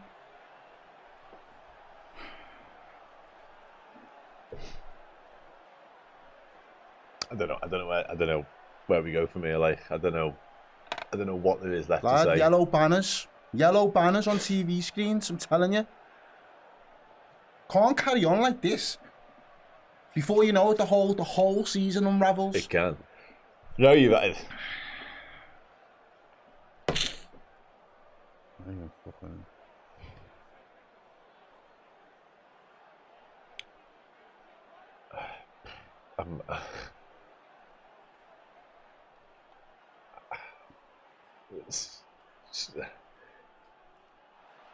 He's. I've got to put up with fucking Wolfie. No, that's the difference between me and the rest of some of you here. You know, you don't have to put up with some of the characters I have to put up with. I don't go anywhere near that world. I swear to God, I have to put up with fucking Wolfie. Just surround myself with fellow Liverpool fans and hope for the best. Do you know how insufferable that man is to stream with? Well. Yeah, people in the chat saying it's a crisis now, and listen, it probably is. I think it might be. This is, again, 3-0 at Anfield against Nottingham Forest is just... Oh, it's real. I feel sorry for the I know, kid. do you know what? Kid. I do. You feel sorry for him more than anything else, but what's that? He shouldn't be subjected to this shit, though, should he? You know what I mean?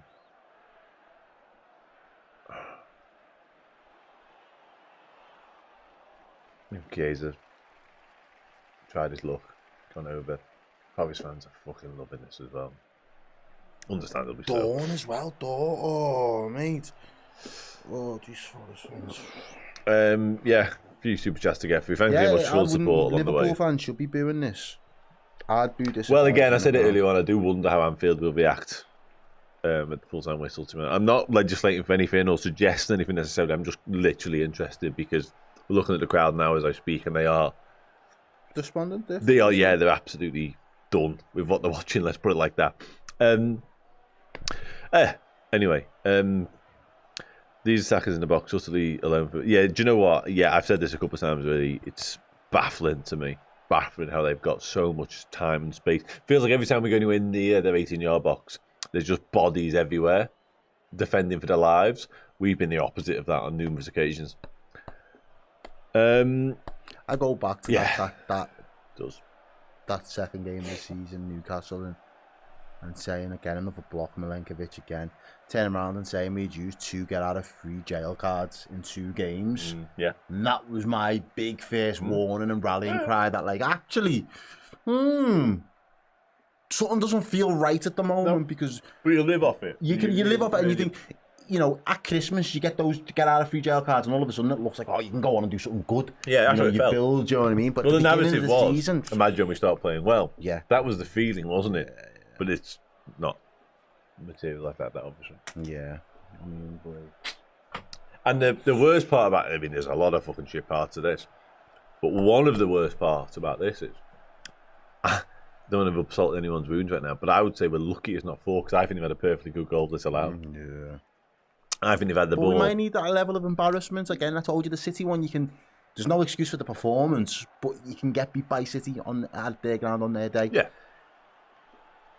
Not this. There's no... You can't come out as anybody in media, fan media, whatever it is, and defend what you've just watched for the last 84 minutes. It is inexcusable. There is no defence for this. It has been abysmal, and I'm trying my hardest to not, like, just go kamikaze on these motherfuckers. 'Cause, Well, it's difficult, isn't it? That will come in due course, I think. Someone better than me can articulate it better with more vim, because I'm just not going to be that guy. I'm not going to be the poster boy for fucking slot out, do whatever the fuck you want, but this shit needs to fucking change quick, as far as I'm concerned. I admire the dedication of the Super Chat individual anyway. I have a newfound level of respect for anybody supporting Liverpool. Yeah, see, and done that. I've been there myself, bro. I've done that. Play. When you're hours ahead of them playing and they're playing dog shit, bro. I've done it. Yeah. I feel that pain, bro, wholeheartedly.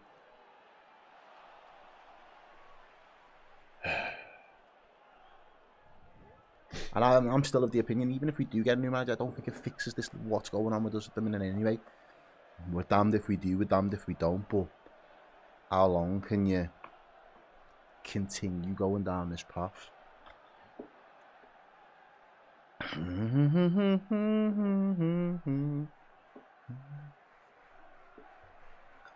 That might be right, but if what you're suggesting and what other people are suggesting has happened, and he has lost the dressing room, I think he has now.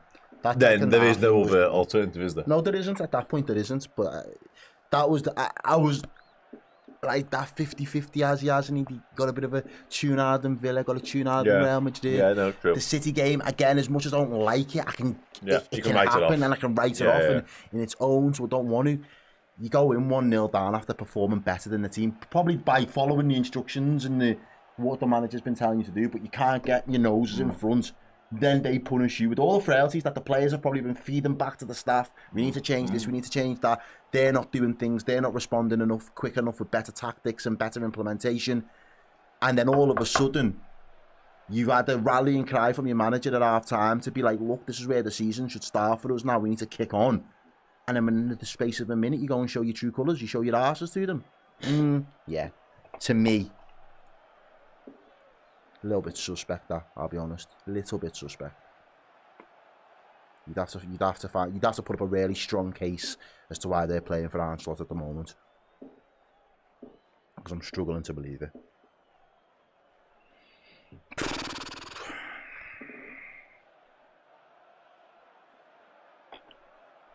Somehow, we had the ball then, and Forest on the attack again. But thankfully, the cross was straight at Alisson, because I'm not here for this getting any worse. Blow the whistle there. 87 minutes gone. Just dragging it on at this point. And it is still 3-0 Forest, obviously. Anfield remains present. Hasn't emptied out as yet. Staying till the bitter end, as you come to expect, but I think anybody would have been. I wouldn't have begrudged them if they'd have failed. No, not today. I wouldn't have begrudged them. It's cold, it's wet, it's miserable, it's uninspired. I'm just baffed how they've created more, with the amount of possession they've had, how they've created more opportunities in front of goal than we have. Like, what have we done with the ball? Just well, that. Oh, it's that. It's a lack of creation in the final third, absolutely. McAllister's down inside the area, so we'll wait and see what happens there. Looks like they're coming together with maybe Elliot Anderson again, is it? There's two bites of the cherry. It's actually McAllister that goes into. Oh, painful one for both. It's Hudson Odoi. But yeah, it's that. It's a lack of creativity. It's a lack of confidence in the final third a little bit. That's meant we've not created loads of clear-cut opportunities, but also it's their desire and willingness to defend. It's meant that they've snuffed us out time and time again. They are showing, ironically, I'm just speaking about that, they have panned away from Anfield there and shown a decent number of people leaving the grounds. Maybe no more than you'd expect at this time in the match, but still, they're doing it for a reason. They're building narratives. The knives. So now all of a sudden the media knives will be out. Yeah, 100%. This is you've hit that point in this whole thing. Everything happens in stages. We are now at the stage where the media will start carving out these narratives. So what we thought might just have been us making fan noise, making a few grumbles and buzzers and all the rest of it, we are very quickly going to find out that the pressure is going to be ramped up. Yeah. Ramped up. That's the world we're living in right now. That is the world we're living in.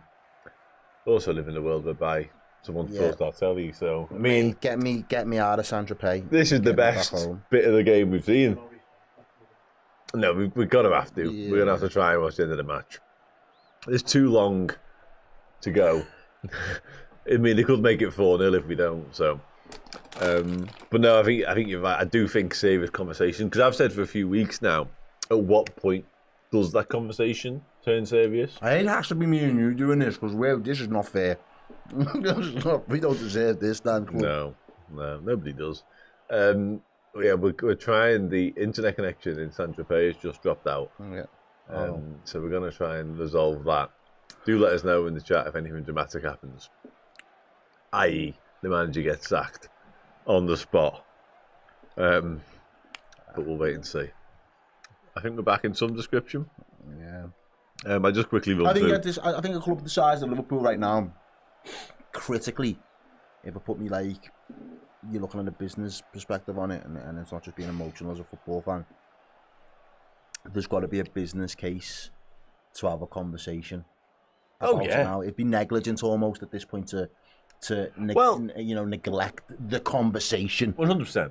Yeah, 100%. What does a reasonable, successful season look like for Liverpool now, and how do we rescue that form and that opportunity? Though, what if the manager becomes part of that as a question mark, then that's understandable based on the results. It's a results-based business, but I think from a business perspective, you've kind of got to look at all of those other verticals and factors, and then start to consider the wider implications. I think we're at that point now, where it would be borderline negligent if Liverpool Football Club's hierarchy we're not considering solutions. Yeah, that was something 100%. very, very. Here we go. Salah trying to find space in the 18-yard no. box. Matt Sells grabs hold of the loose ball. No, absolutely. And to continue on the business thread, which is probably... It's not, no one wants it. But it's probably how a large majority of the FSG thinking will be centred. It's Champions League football, isn't it, ultimately? And I don't think you can spend the King's ransom in the summer, best part of £500 million, albeit offset by lots of outgoings. You can't make the British transfer record twice and spend that level of money and not get something back for it, i.e. Champions League football. Like, if Champions League football is off the cards, I'm not saying it is yet, by any stretch of imagination, by the way. Some people might think it is, but I'm not one of those. Then FSG will have to take action. The minute it becomes impossible for Liverpool to finish in the Champions League, or unlikely, let's say, then they will 100% take action, whether that be the manager, or whether it be something else, or January signings, who knows. Like, they'll have to address it, because Glad we're sitting in 11th. But everything's built around sustaining levels of success. We're sitting in 11th. They want to address it, but here we are. We're sitting in 11th. It's on it. Like... Yeah. Anyway, I'll entertain this super chat. Again, listen, I would love. That's a wrong way of framing this. I adore Jurgen Klopp. Let's put it like that. Do I realistically think he's going to end his managerial time and to do anything other than what he's currently doing? Not really, to be honest. But I 100% understand the notion, because he is the answer, isn't he? Let's just be honest. But having said that, I'll put this to you, because I'm that guy. Who would we even get if it wasn't Klopp? I can't believe I'm asking that question about how we don't know. Before we got Slot, I wanted Hansi Flick anyway. He would have been my Klopp replacement. Yeah. I think he's still doing all right with Barca, though, isn't he? Yeah, doing a decent job. He's doing a decent job over there. I'm not. Do you know what? I don't pocket watch other managers like that and be like overawed. It's working again now. Yeah, overawed by what they do and think, oh, I wish I had that. But just to come back to it, you weren't keen on the Glasner or no. I'd rather have Emery than them. Right, okay. That's nice football. But again, why is someone not just pulling the trigger? And why are we just trying to roll it back when the opportunity in the opening is there to hit it first time? Why? Why is there no bravery? Where are the cojones in this team right now? These are all moving like a bunch of eunuchs, man. It's so frustrating.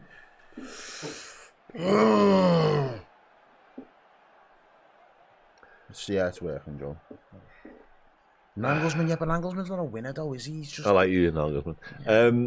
But what's that? McAllister rolling it back? Yeah, Chiesa has the shot. It's goal. Oh, And then it's Murillo. Speaking of cojones, that is cojones central right there. Yeah, but I wouldn't want Conte. No, Conte can go suck plums. Absolutely not. Not Murillo's though, because they're currently inside his stomach. Yeah. He physically cannot suck them.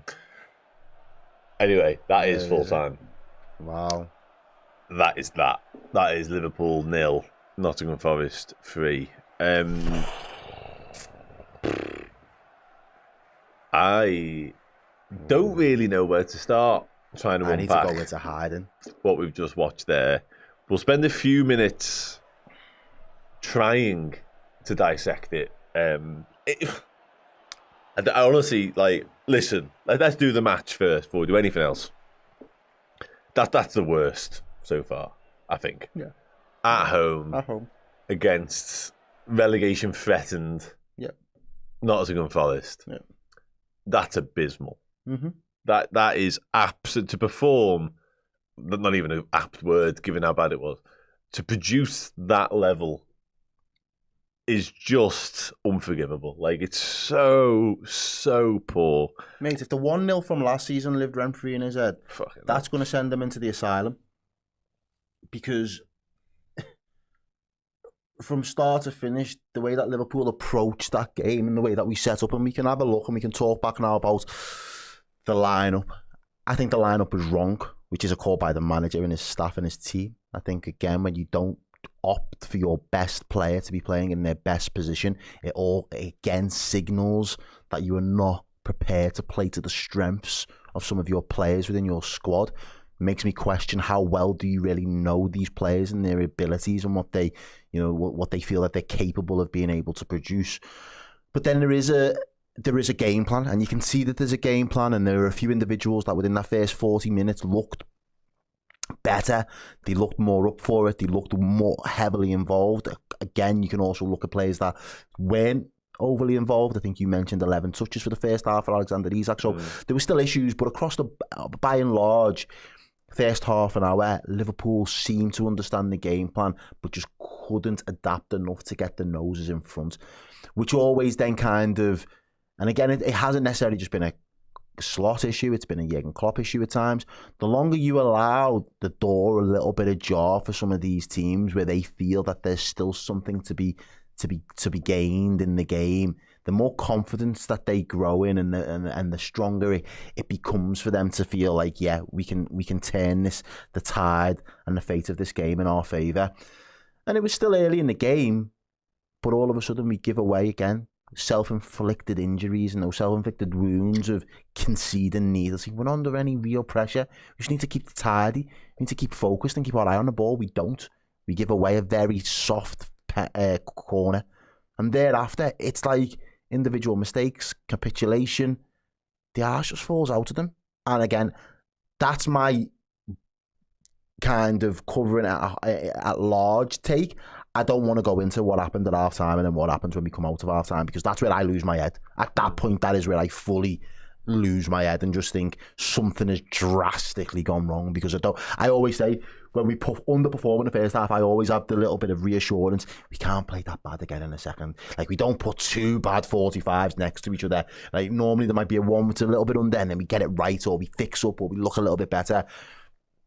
That second half, from the moment that whistle went, those players were like, down tools, is what it is, and that's where I draw the line and say that's not acceptable. I don't care whether you're playing for the managers, quite frankly, or not. There's 50,000, nearly 60,000 fans in that stadium. Go and fucking play for them. Go and play for the fans. Well, that you've probably touched upon something there, which is probably where I sort of fall down upon as being my most disappointed in Liverpool this season. And there's lots of reasons to be disappointed in Liverpool so far this season. It's fair to say there's been numerous setbacks, numerous lows along the way, but it is that failure to respond and to go out there and play with pride, actually, and show a little bit and react in the face of adversity. That's what's been so underwhelming, really. And that's something that set us apart previously in various iterations.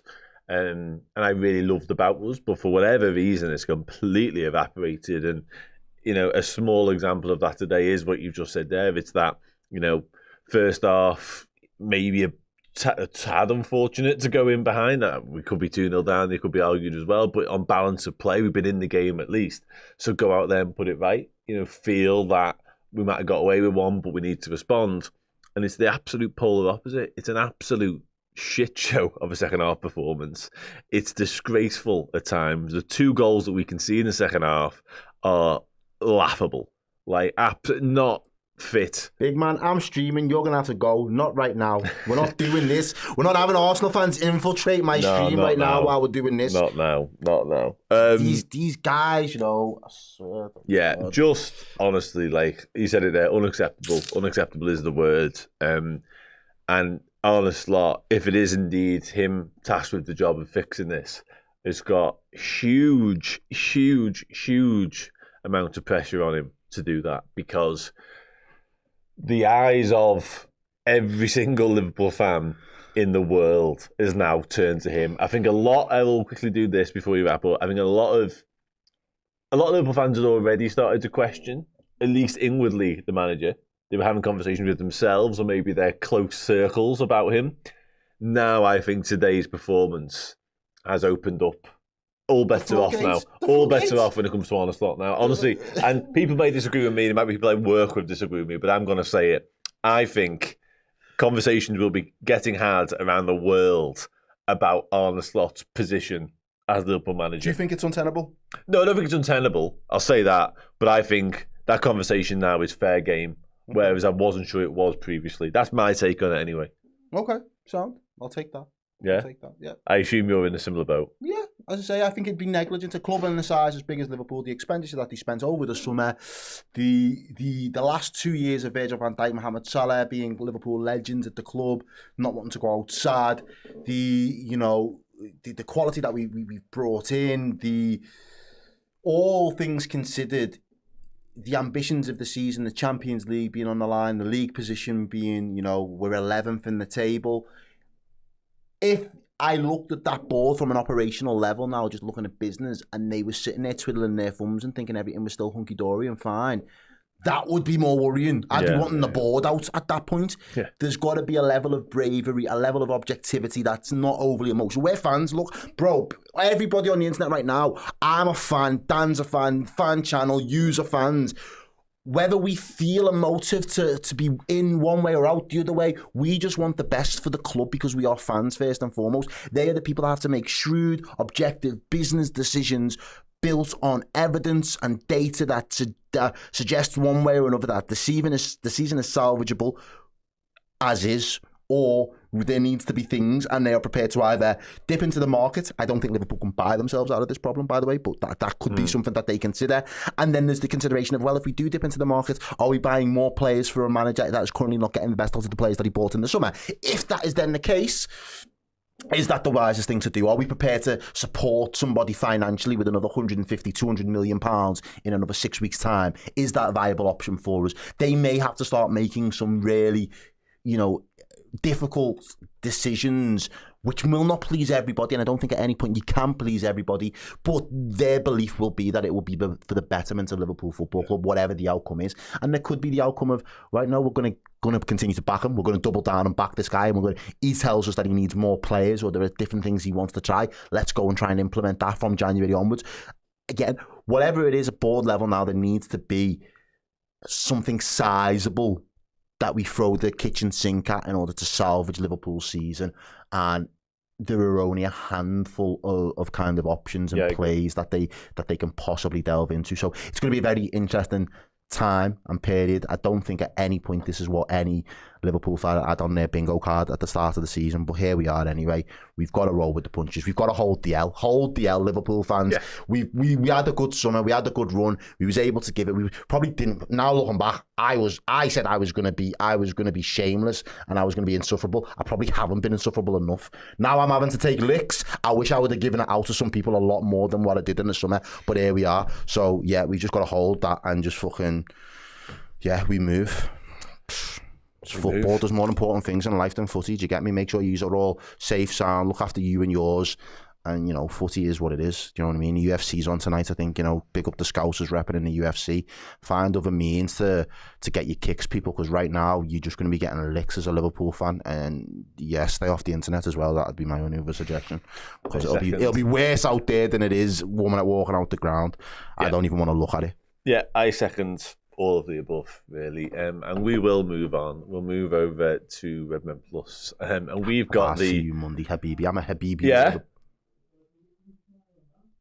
Oh, fuck off. Joe, right. Murillo. Right, hang on. Murillo's the Usman of the match. Can we? Is there anything in the contract that stipulates it has to be a Liverpool player when we do this? Oh, all right then. We have to pick a Liverpool man of the match. Alisson Becker. Couldn't do nothing for Does Nico Williams still qualify? Alisson... I don't know. There isn't one. Oh, piss off with the graphic. I know. Are you taking the piss? Man of the match after that. Are you messing? Dominic Szoboszlai. Just if it's not broke, don't fix it. And again, he tried to fix something he didn't need to today. Keep him in midfield. We'd have had more of a chance. There you go. Dominic Szoboszlai. Yeah. Speaking of you messing, we're going to do a lot of that in about 4 minutes' time over the board. Redmen Plus, player ranking show. Come and join us if you see fit. I don't blame you if you don't. Much love to everybody for getting involved all afternoon long. That was bleak, but I guess the only way is up. There'll be plenty more reaction conversation to be had around what we've just watched and indeed wider topics as well, because I think it's time for that, isn't it? Let's be honest. Until next time, look after yourselves, take care of yourselves. Love you all dearly. Goodbye.